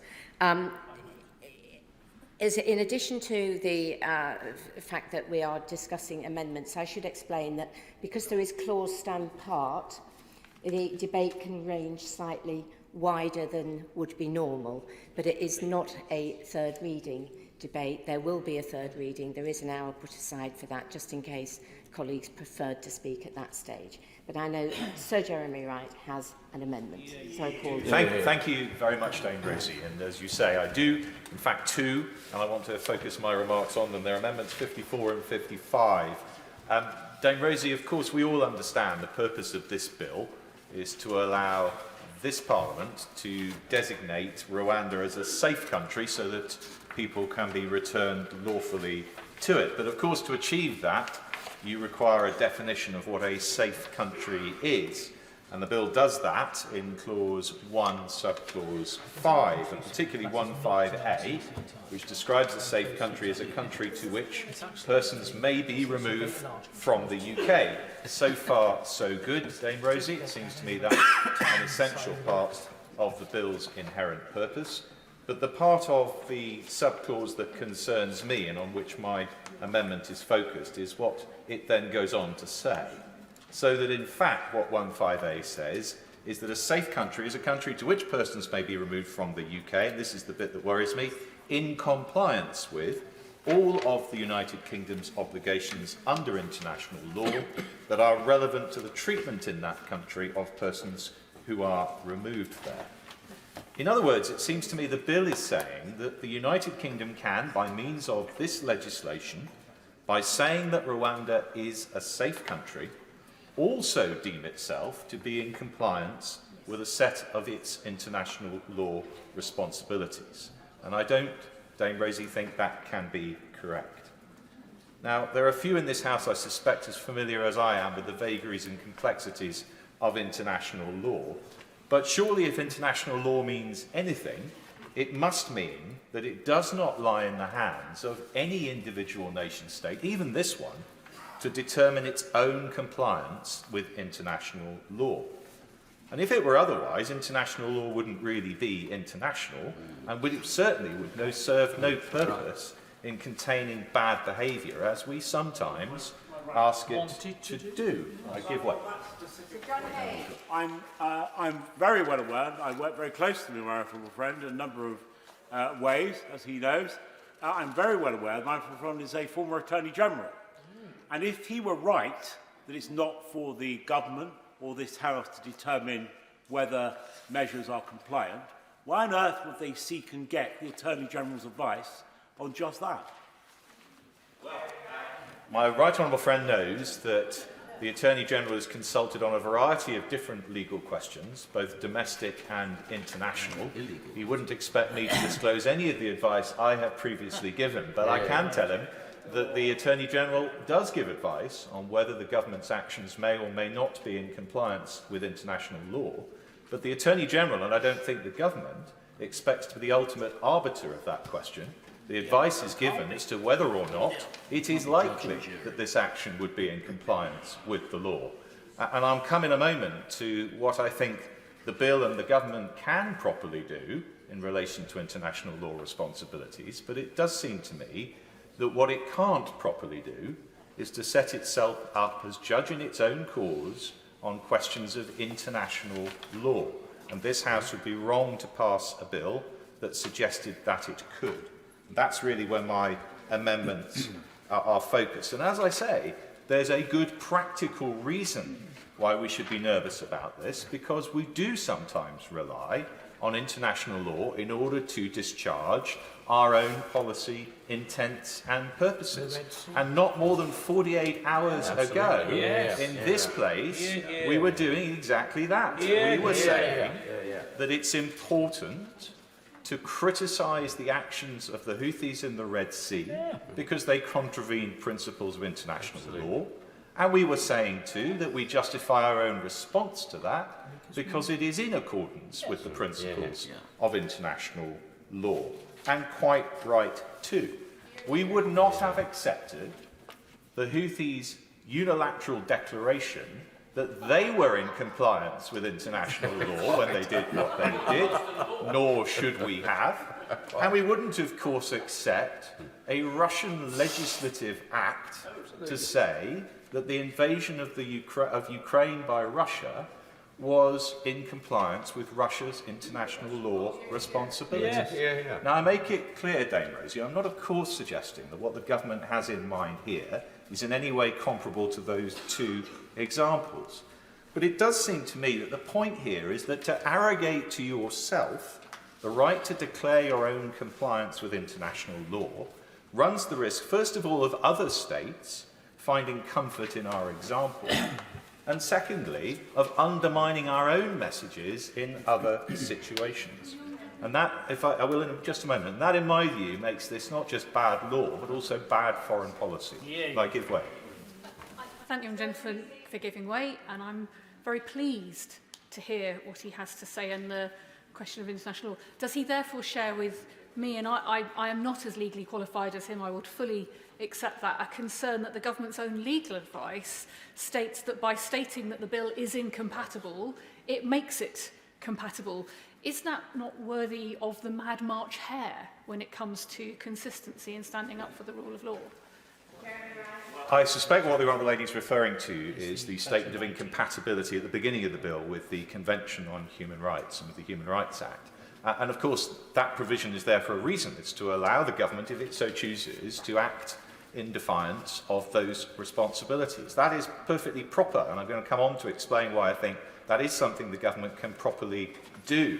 What I'm concerned about is something a little different, which is instead of saying, we don't think this is in compliance with international law, we're going to do it anyway, instead of that, saying, we think this is in compliance with international law, it's down to us to decide that, and we have so decided. That feels to me as though that is something that we could not and should not do. Now, Dame Rosie, it would be concerning enough, in my judgment, if this bill only tried to deem the UK's compliance with international law, but it also seems to say that we can deem Rwanda's compliance with international law.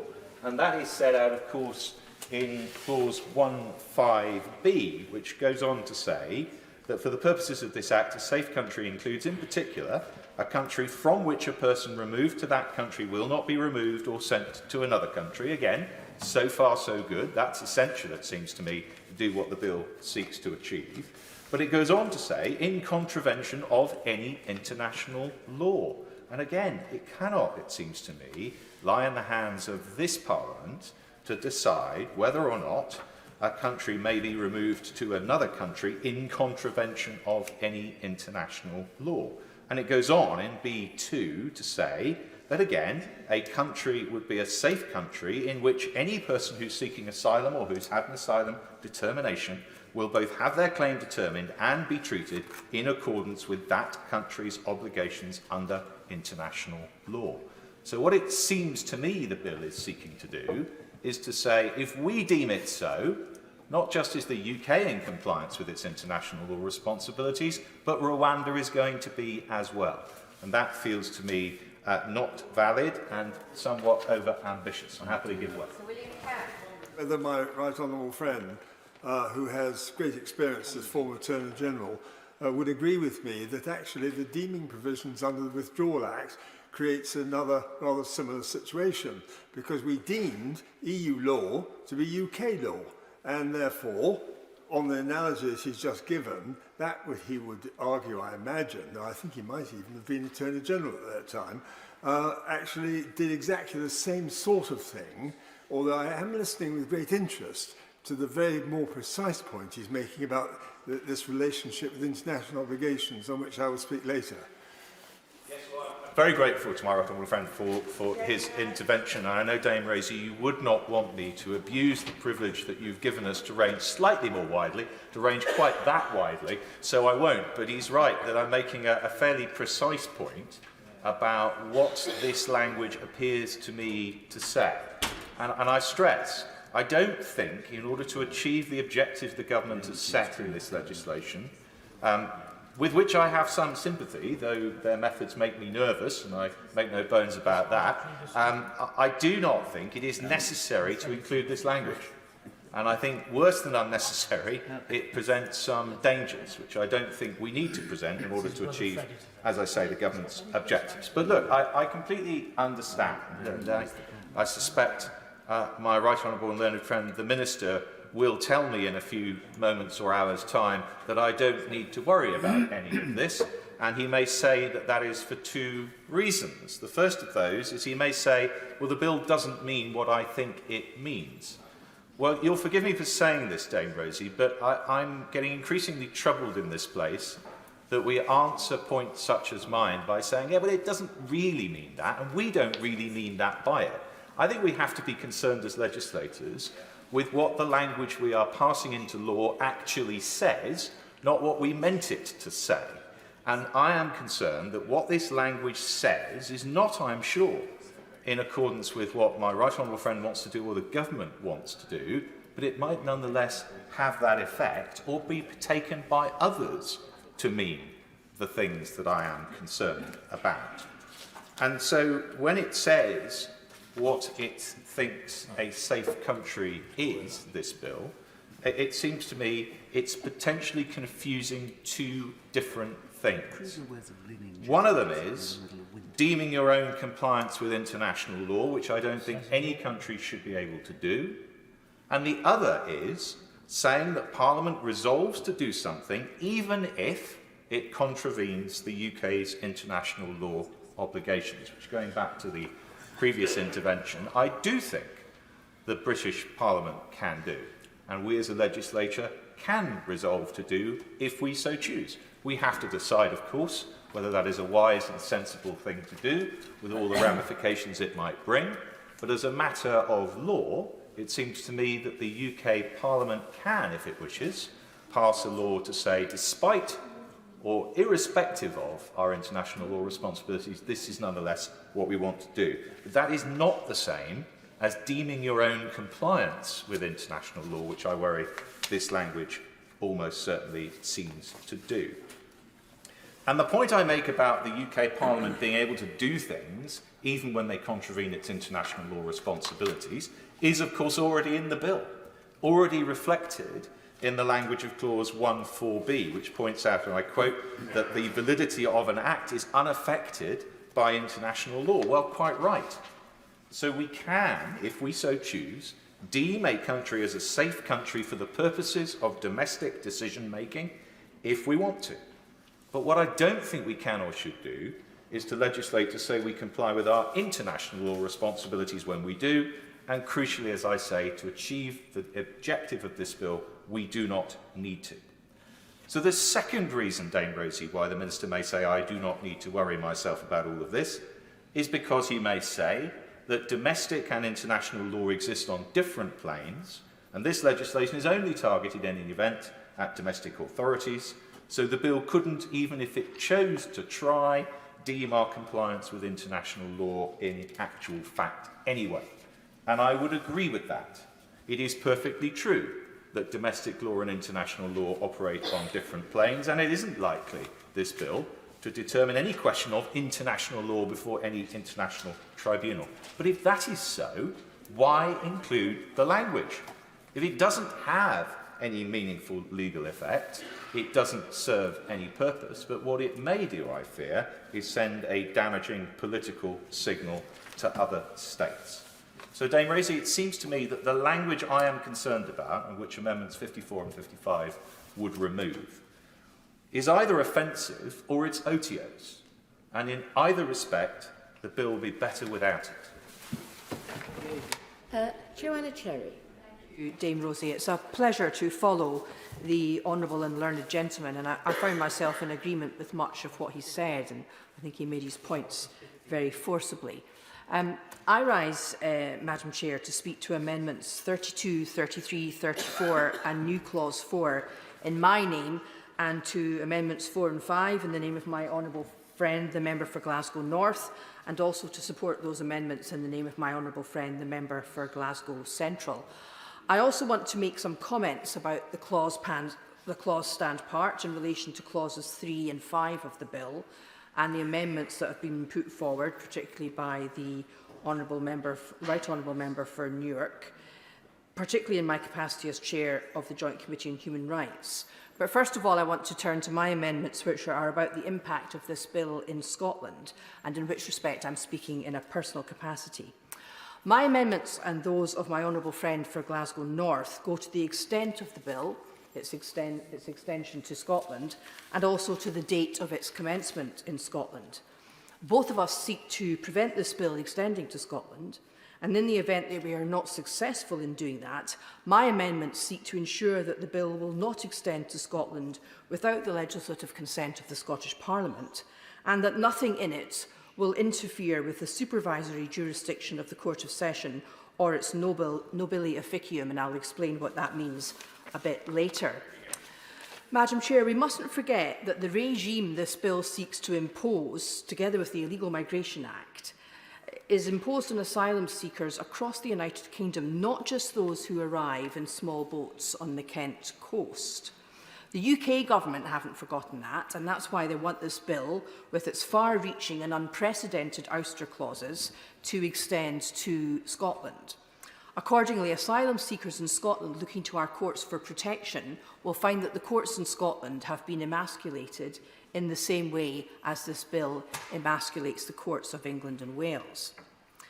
Now, as well as having their jurisdiction ousted on certain matters of fact, as was debated yesterday, the Scottish courts will also find themselves unable to apply the Human Rights Act and unable to respect the United Kingdom's obligations under the European Convention of Human Rights and other international treaties. And I believe this constitutes a very serious intrusion on the jurisdiction of the Scottish courts, an unprecedented intrusion on the jurisdiction of the Scottish courts, and a very serious interference with the separation of powers between legislature, executive and judiciary. And I don't think this Parliament should be rubber stamping this bill at all, but particularly not in relation to Scotland. What this bill seeks to do in emasculating the jurisdiction of the Scottish courts in relation to asylum seekers is anathema to the Scottish constitutional tradition. People in Scotland don't want it. They didn't vote for it. In fact, actually, nobody in the UK voted for this because the policy wasn't in the government's manifesto. But you won't find, in contrast to England and Wales, Madam Chair, you won't find any opinion polls carried out in Scotland which support this bill. Now, as the great Scottish judge, Lord President Cooper, noted in the famous case of McCormick against the Lord Advocate in 1953, and I quote, "The principle of the unlimited sovereignty of Parliament is a distinctively English principle which has no counterpart in Scottish constitutional law. In Scotland, Madam Chair, it is the people who are sovereign, and that does make a difference to our view of how constitutionalism works and our views on the separation of powers. And it is of the essence of the Scottish constitutional tradition that executive power should not be unchecked." And this goes back in our history as far as the Declaration of Arbroath in 1320, when Scottish nobles asserting the sovereignty of the people of Scotland in a letter to the Pope told His Holiness that if the King of Scotland should ever seek to make Scots subject to the King of England again, they would kick him out and seek another king to defend him. So in Scotland, the sovereignty of the people is our guiding principle, not the sovereignty of the monarch, or indeed our own, or indeed this Parliament. So neither our Parliament nor this Parliament is sovereign, it is the people who are sovereign. Now, just turning to the jurisdiction of the Scottish courts, this Parliament, this Union Parliament, exists because of the Treaty of Union. Scotland has always had a separate legal system, and Article 19 of the Treaty of Union between Scotland and England protects that separate legal system, including its inherent supervisory jurisdiction and including the nobile officium of the Court of Session, which is a power that the Court of Session in Scotland has to give remedies where otherwise there would be no remedy. And since the modern advent of devolution by virtue of the Scotland Act, the civil jurisdiction of the Scottish courts, including judicial review, has been a devolved matter and therefore one properly for Scotland's Parliament. So I believe that this bill is a grave intrusion on the civil jurisdiction of the Scottish courts, and that's the reason for my amendments. The Scottish Government is considering a legislative consent motion, and my Amendment 34 would ensure that this bill, when it becomes an act, would not come into force in Scotland without a legislative consent motion. And new Clause 4, which I'm putting forward, would ensure that notwithstanding, I like that, a nice notwithstanding clause. I hope honourable members on the other side who've been so excited about notwithstanding clauses will support my Scottish notwithstanding clause.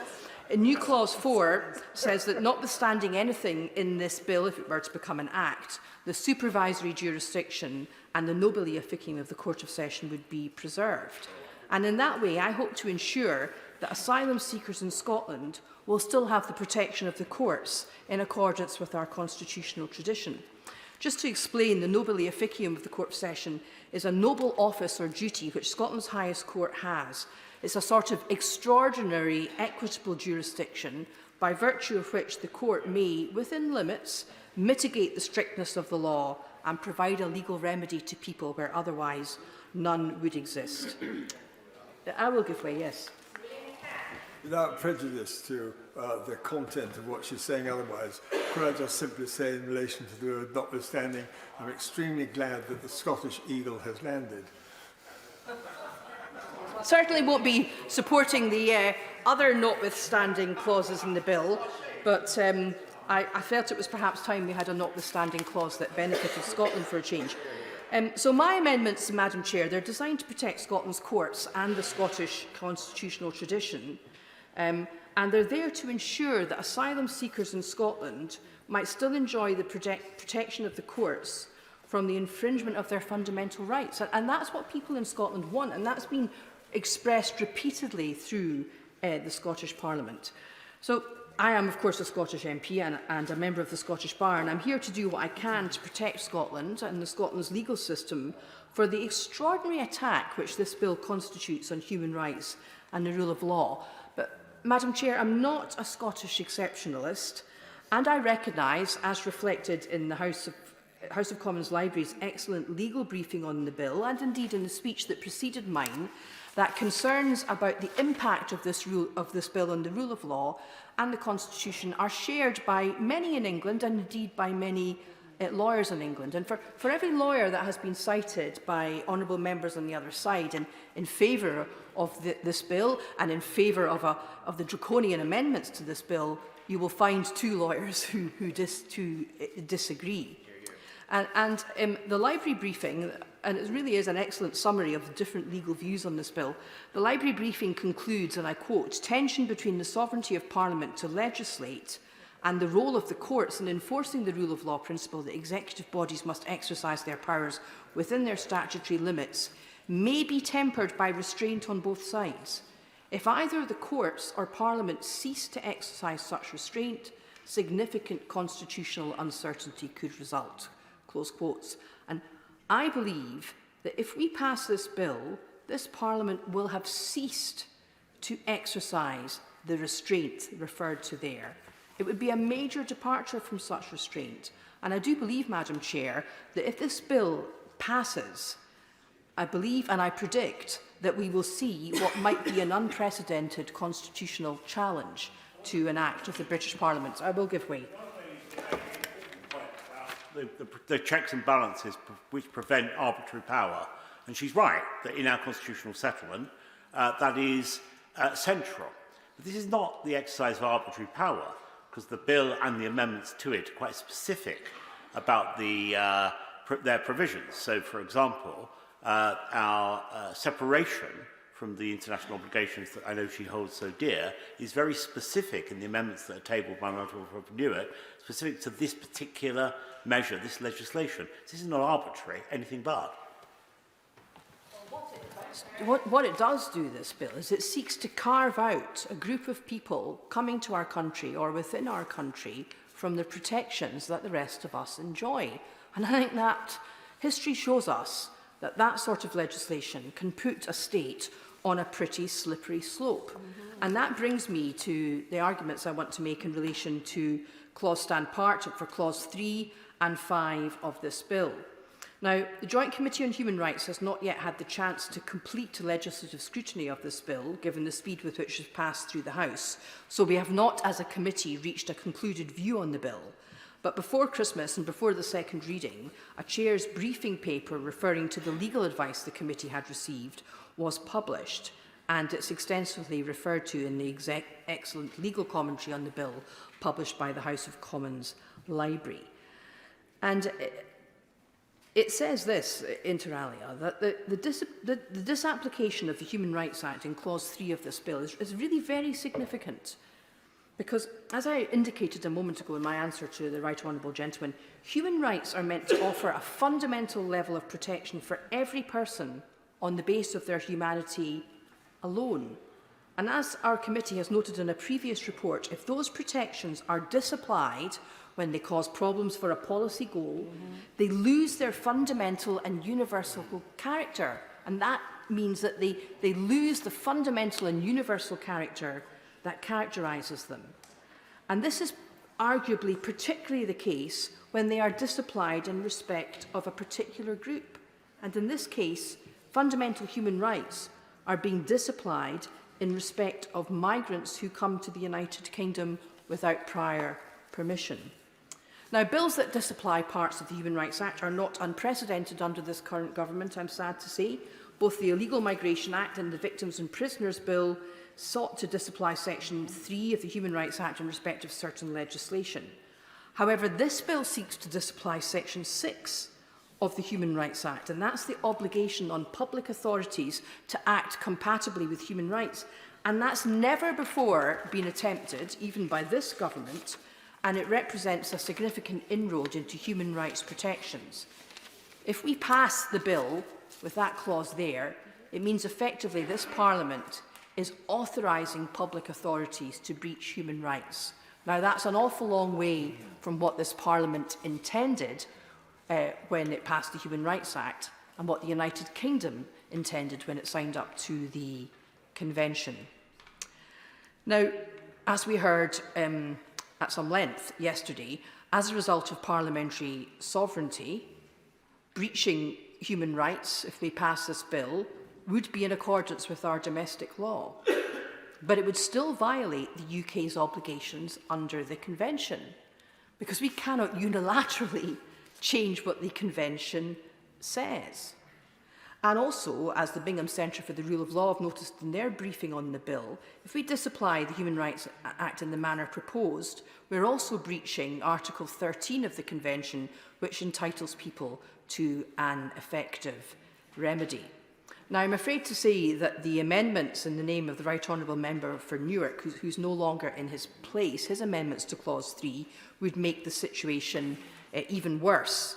And his amendments 11 to 12 appear to extend the disapplication of the Human Rights Act to anything done under the Illegal Migration Act that relates to the removal of a person to Rwanda.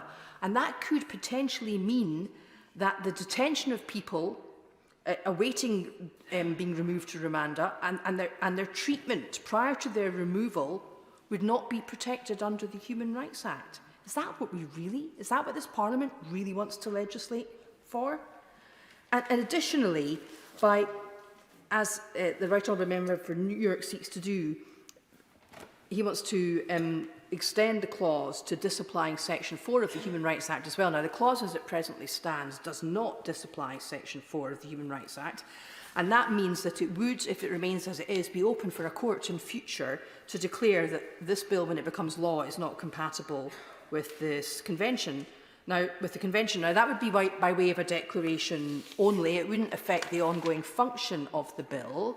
It wouldn't mean that removals to Rwanda could be prevented or delayed, but it would mean that this Parliament and government would have to decide whether any changes to the law should be made.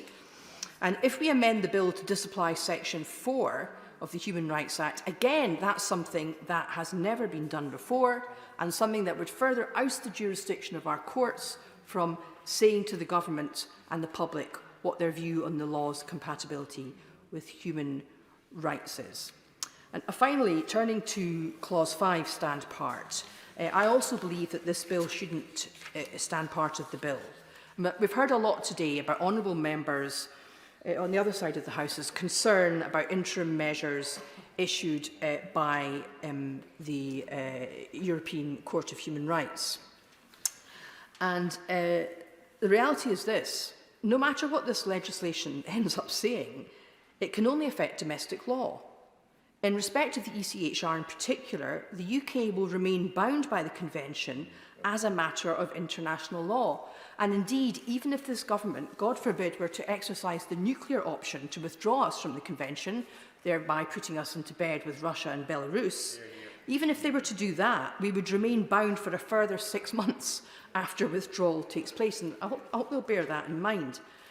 So Clause 5 at the moment says that only a minister can decide whether to comply with interim measures, and the domestic courts should ignore them. It remains to be seen what a minister would do, but we all know that the Prime Minister has said repeatedly that he wouldn't let a foreign court, to use his words, prevent flights taking off, which indicates that interim measures may be ignored. Now, as I said in my intervention earlier on the Right Honourable Member for Newark, interim measures are made under part of the Court's Rules of Procedure 39. They don't form part of the text of the Convention ratified by the UK, but when we ratified that Convention, we signed up to the idea that the European Court of Human Rights, is the body that determines the meaning of the Convention, and it's held consistently since the case he mentioned in 2005 that failing to comply with interim measures amounts to a breach of Article 34. Madam Chair, interim measures are fundamental to any court. They are issued to protect the position of an individual while their legal rights are determined. All this fuss about people in their pyjamas in the middle of the night is just very silly. Judges in the United Kingdom, both in the English jurisdiction and the Scottish jurisdiction, are regularly got out of their beds in the middle of the night to issue injunctions in England, interim injunctions in England and interim interdicts in Scotland. It's a standard part of any legal system.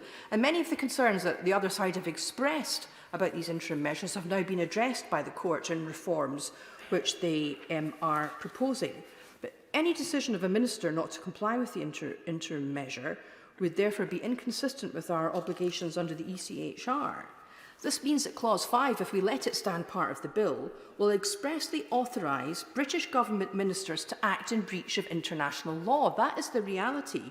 And I note that according to the Times newspaper, this is the advice reported to have been given to the government by the Attorney General and the Minister, the Honourable Member from Mid Dorset and North Pool, when he was Solicitor General. That doesn't surprise me at all. It shouldn't surprise anyone, because any legal undergraduate would be able to tell you that. So insofar as Amendments 23 to 25 state that interim measures are not binding, that is inaccurate as a matter of law. And we must understand that we'll be putting the UK directly in conflict with our international legal obligations.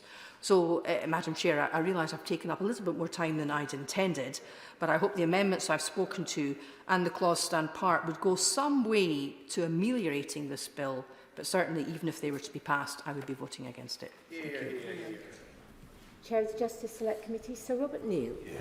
Thank you very much, Dame Rosie. It's a pleasure to follow the Honourable and Learned Lady Member for Edinburgh South West and my right Honourable and Learned friend, the Member for Kenilworth and Southam.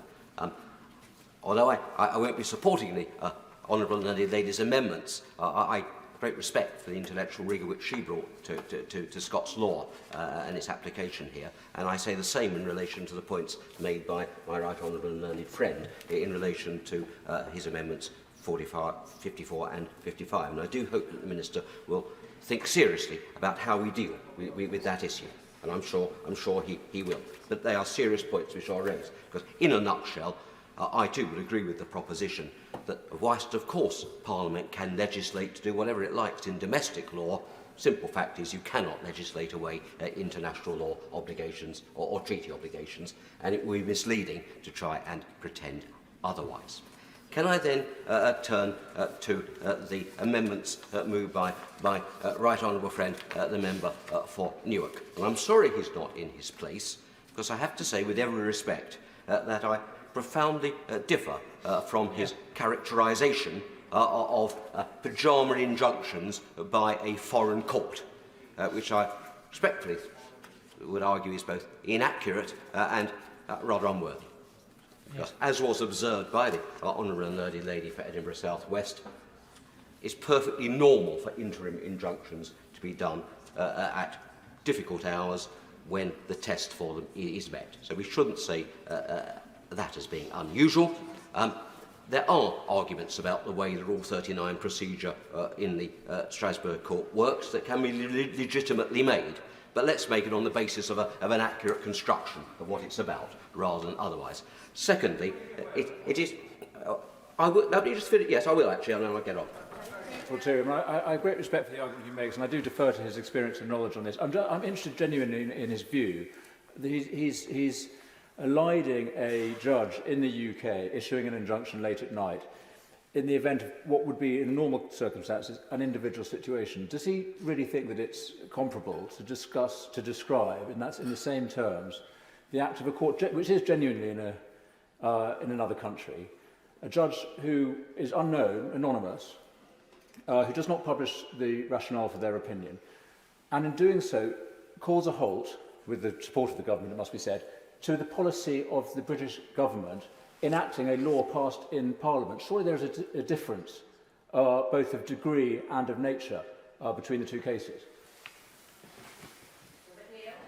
I think the honourable friend needs to bear in mind, in fact, the application that was made to Strasbourg was an application about the circumstances of an individual case as well. So that's no different. There is a legitimate criticism, one that I've voiced in the past, about the procedure adopted in Strasbourg for these applications in two matters. Firstly, the anonymity of the judge, and secondly, the failure to state reasons. That wouldn't be acceptable from our point of view. But the answer is not then to throw out the whole of the judicial baby and treaty baby with the bathwater in that regard. It is, as is possible, thanks to the Brighton Declaration that was signed by my noble learned friend, Lord Clerk of Nottingham, is possible to actually make reforms following dialogue between member states, the Council of Ministers and the judiciary of the court. And I'm pleased to say that after pressure from the United Kingdom, perfectly properly, the court has itself indicated it is going to consult on reforms to the procedure. And that can only be a good thing. So that's where I think the balanced position is as far as that's concerned. Secondly, of course, of course I'm happy to give way. In fact, further than that, there are already proposed reforms that are going to come into place this year to the interim procedure that crucially will remove the anonymity provisions and also allow contracting parties like the UK to make the argument that, as I believe in this case, this is not an imminent risk of irreparable damage. We can fly people back from Rwanda, and that was the argument that we need to keep making. My right honourable learned friend is entirely correct, and he and I probably would have very happily argued the UK's case in Strasbourg on those grounds. So let's be realistic then about what we're fighting against. It's a bit of an Aunt Sally with respect set up here, because actually things are already being steps are already being taken to deal with the objectionable matters of Rule 39s, but the principle of them is not of itself objectionable. And secondly, the characterisation of a foreign court is, with respect, not helpful in these circumstances, because it implies something alien. That's not the case in relation either to international law as a concept or to the court itself either. In fact, it happens to meet in a different place in the UK. It's inevitable because it's got to meet somewhere. But it's just bear in mind, not only was the UK one of the driving powers behind the creation of the convention in the first place, behind the court itself, and behind much of the jurisprudence of the court, the UK does actually have a shared ownership of the court, along with all the other member states. And that's demonstrated not just in the treaty, but in practical ways too. For example, the members of the Parliamentary Assembly of the Council of Europe, members of this House and the other place, have a role in the appointment of the judges of the court. My right honourable friend and member for Gainsborough and I served at one time on the subcommittee of the Assembly that dealt with that process. And I think we did so diligently. So there is an involvement in that process. A British judge always sits on the court, is a member of the court. Judge Tim Ike, the current judge, is a very distinguished international lawyer as well. We're very lucky to have him. Two of the recent registrars of the court, who run the administration of the court, have been British lawyers. British lawyers appear regularly in cases before the court. This is not an alien body. It's a court of which we have joint ownership. It's our court along with that of all the other member states of the Convention. And it's wrong to mischaracterise it as being that there's something which is therefore alien. Certainly, in all international matters, as my right honourable and learned friend said, it operates on a different plane. But the sort of the tone of a sort of alienness is, with respect, both inaccurate and somewhat offensive, and also unnecessary for the purposes of this bill anyway. Because that's the other point that I want to come to in relation to Rule 39. The amendments moved by my right honourable friend and member for Newark are OTOs. They're unnecessary, and frankly they make what is a difficult situation worse. Because as a matter of law, an interim measure under Rule 39 is an indication that is made to the government of the member state. It is not made to the courts of the member state. It's conveyed to the government of the member state concerned. And therefore it is for the members of the government of the member state, i.e. the ministers, to decide what to do about it. I personally take the view that you should be very loath indeed to ignore the findings of the court on an interim matter, and it does run the risk, as the right honourable learned lady rightly says, of placing you in breach of your international law obligation in that regard. But the truth is, it is a political decision which the ministers can take. So what the current, let me just finish this point. What the current bill, in its current formulation, states is actually no more than a statement of the law as it stands, and you probably don't need that clause in the bill. I'm not going to die in a ditch over that, because it's simply stating what is the law already. But equally, there's absolutely no need for the right honourable member for Newark's amendment, if you like, to put bells and whistles on OTOs, if I can put it that way. I'll give way to the right honourable member. I'm loath to interrupt him as he's describing not so much the separation of powers, the desiccation of power, but on a specific point that he made about his reticence or reluctance not to abide by the advice from the court, and he said ministers could do that, but he wouldn't. Would he on that basis not have done what the noble Lord Cameron did as Prime Minister and resist the overtures from the court to give prisoners votes? In fact, 2 points I make around that.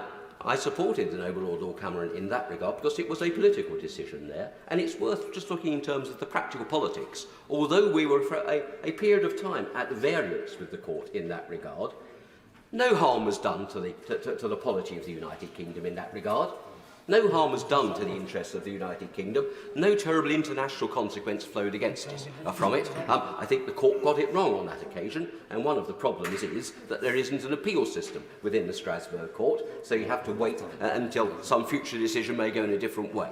And I think many of us take the view that in reality, the court as currently constituted in Strasbourg, perhaps less activist, if I might say, than its predecessors, might well have found differently in the prisoner voting case anyway. But the fact was, UK ministers took a decision and they did what was right in the UK. It was supported on all sides of the House, and no harm was done. So the idea that there is some terrible consequence will flow to the UK because of the existence of the ability to seek Rule 39 interim measures is just misplaced. I will. Doesn't my honourable friend reflect upon the fact that on this particular question of prisoner voting, which I did discuss with the Noble Lord Cameron when he was Prime Minister at the time, that actually it was regarded by the Right Honourable Noble Lord, the Lord Clerk of Nottingham, I think it is, that it was, as he put it, that it was a particular political policy. I think those are the words he used. How would you describe the issue of illegal migration? Would you not regard that, if I may say, my honourable friend, as also a particular but very important political policy? And that's why, as it happens, I will not vote against this bill, because although I have some misgivings, there is a legitimate concern that needs to be dealt with in relation to illegal votes. But the simple fact is that is not a reason for the blanket derogation, the blanket removal of ECHR protections that are proposed in a series of amendments. That's the difference in IRA 1, that sometimes there's a mixture of politics as well as law that arise in these matters. And I don't. But the point I make is that, frankly, if any government wants to take the political risk of ignoring an interim measure, it can, under our law as it stands. It happens that it actually did effectively in relation to prisoner voting, so it could now if it wanted to. I'm not going to advise on that because I think one's got to be very wary not to come to views that aren't very often going to be fact-specific when individual decisions are made. That's why... Give way. Yeah. I'm very grateful to my own friend for giving way, and I don't want to prolong the discussion about prisoner voting, but rather like our right honourable friend for Stone, I remember having conversations about this subject inside government. I think it would be fairer, would it not, to describe the situation that the UK didn't at any point refuse to comply with the judgment. Yeah. It is perhaps a more Augustinian approach to compliance that we've adopted. We just haven't quite got around to it yet. I think that's right. As I recall it, the UK government put a motion before this House, which the House rejected. So you could have had a perfectly legitimate legal argument that we had taken steps to comply, and Parliament, as it was entitled to, had done otherwise. And that's why the whole of this argument with my right honourable friends for Newark's amendments is that Aunt Sally is really a complete red herring to the real issues that we are concerned with, and why these amendments add nothing to the bill, and I urge honourable members on both sides of the House to reject them. The final thing that I just wanted to deal with, Dame Rosie, if I may, was this. I had misgivings about this bill, and I mentioned that, I spoke about that at second reading. I said that it stayed acceptable, just, and I will continue to maintain that position. My right honourable friend and member for Newark quoted the Noble Lord Sandhurst, very distinguished lawyer in the other place, a personal friend of mine, I should say. I ought to say Lord Sandhurst, Noble Lord Sandhurst, is chair of the research committee of the Society of Conservative Lawyers. I happen to chair the executive committee of the Society. Lord Sandhurst and Harry Gillow, a fellow member of the Society, published a very useful pamphlet around the impact of this bill, and they updated it in the light of the amendments. And their conclusion, with respect, was this: the bill goes as far as is reasonably possible without risking collapse of the Rwanda scheme as a whole. End quotes. They go on to say, and I quote, the bill as drafted represents the best chance of success for the Migration and Economic Development Partnership with Rwanda scheme, end quotes. So they actually are on the same side of the argument I am, that the amendments proposed by the Right Honourable Member for Newark take it over the line of being able to deliver the economic migration, the Migration and Economic Development Partnership scheme. They risk collapsing the whole scheme. It was ironic that my Right Honourable friend, the Member for Newark, talked about blowing up the bill. The truth is, his amendments will blow up the deal with Rwanda, because Rwanda has made it abundantly clear that anything that clearly breaches international law will be unacceptable to them, and they would withdraw from the amendment.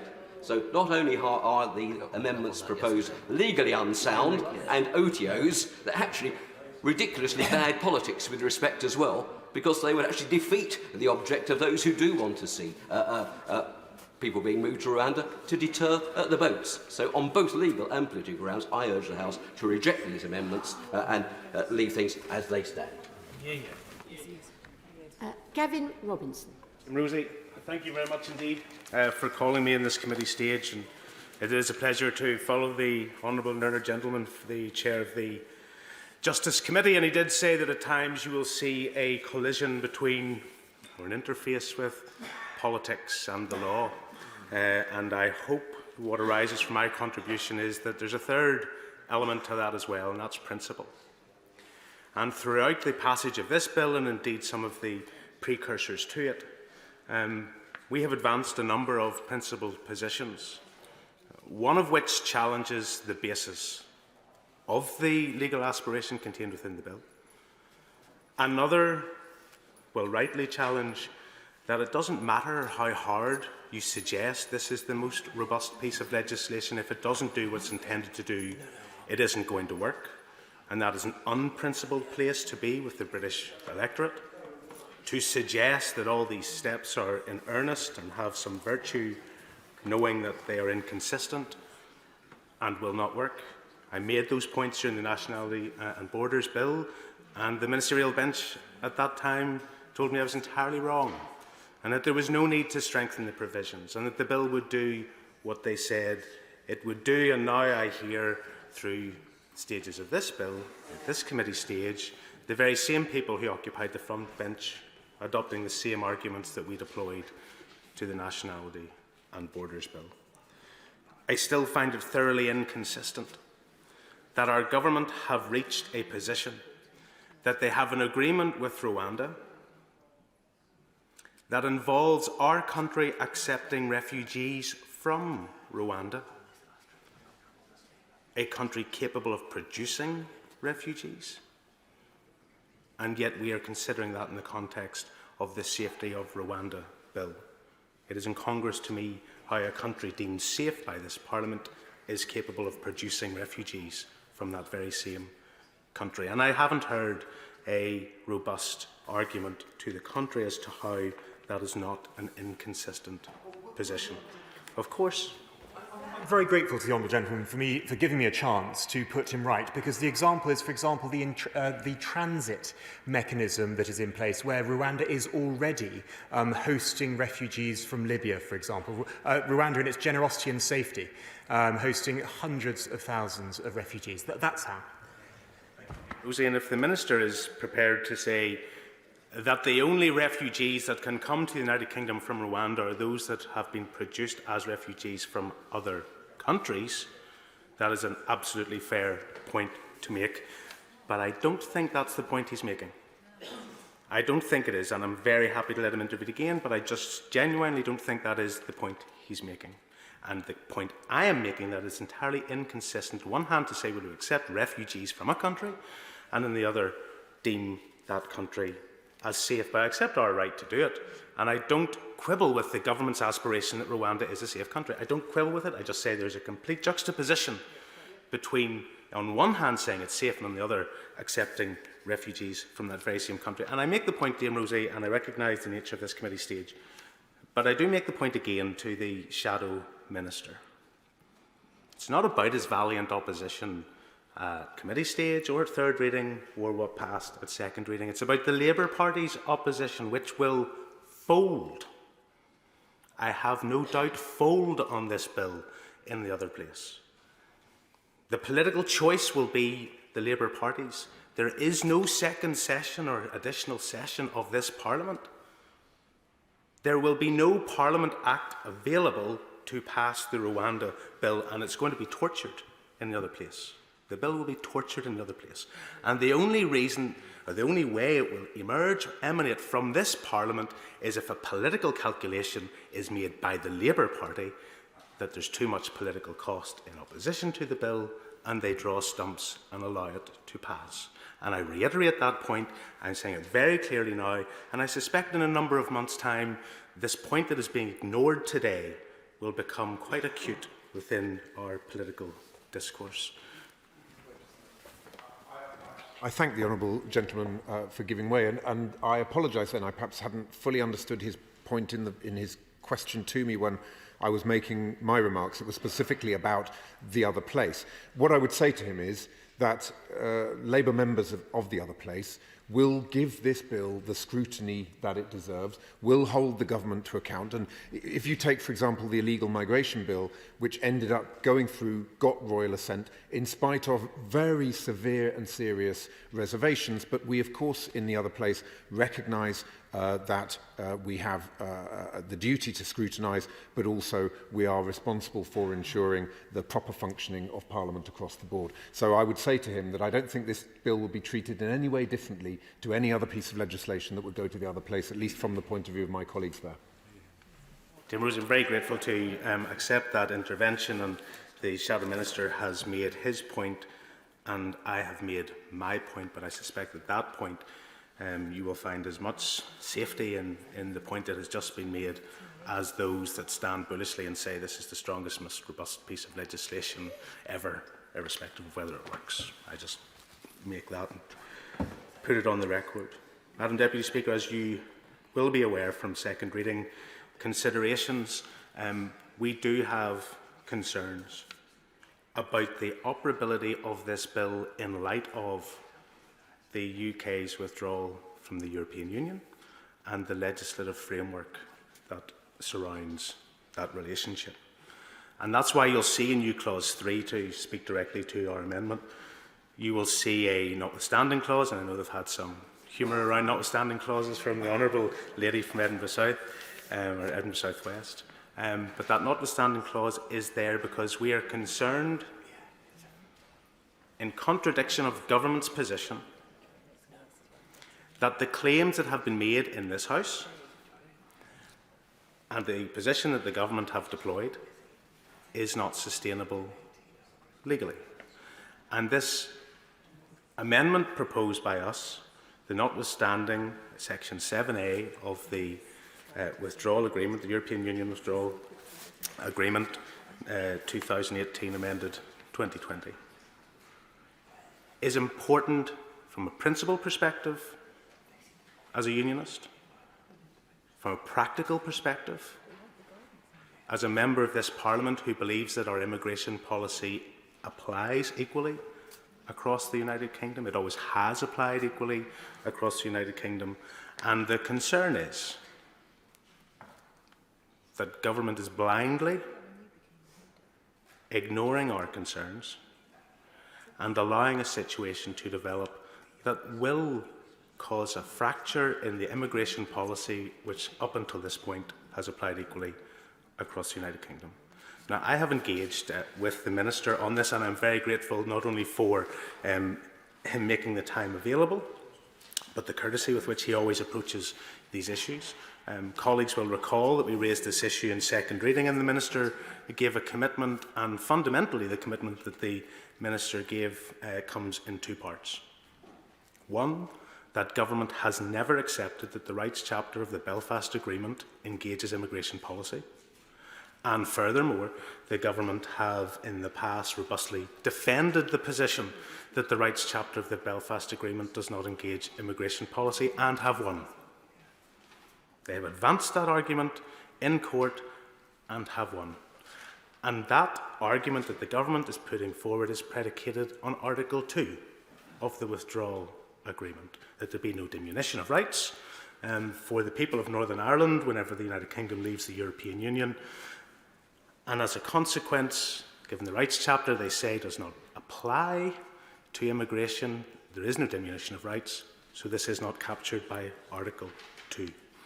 Now, we engage with the government, and I'm not going to take an intervention at this stage because there's a few elements to this that I want to get out clearly and cleanly, and then I'm happy to take an intervention once I have done so. But the Minister put forward his point. We exchanged positions at second reading about the potential of an updated legal note, and I have to say that in all candour the Minister has been forthcoming, government have been forthcoming with addressing this point to us more formally. On Article 2 of the European Union Withdrawal Act alone, not Article 7 of the European Union Withdrawal Act. And Dame Rosie, let's just be clear about this. We as a national parliament are considering on a national basis our national immigration policy. And our amendment is intended to elicit the government, eyes wide open, choose to ignore us at this point, choose to dismiss the concerns that have been raised, and ultimately leave it to the courts to decide and for the judiciary to determine if there's a cause for concern or not, or take the very simple step on immigration grounds alone to disapply Article 7A, Section 7A of the withdrawal agreement. That's the choice. I shared with the Minister yesterday, and I share with the House today, that there was a High Court case in Belfast. There was a judicial review in the matter of an application for Amman and Jasson.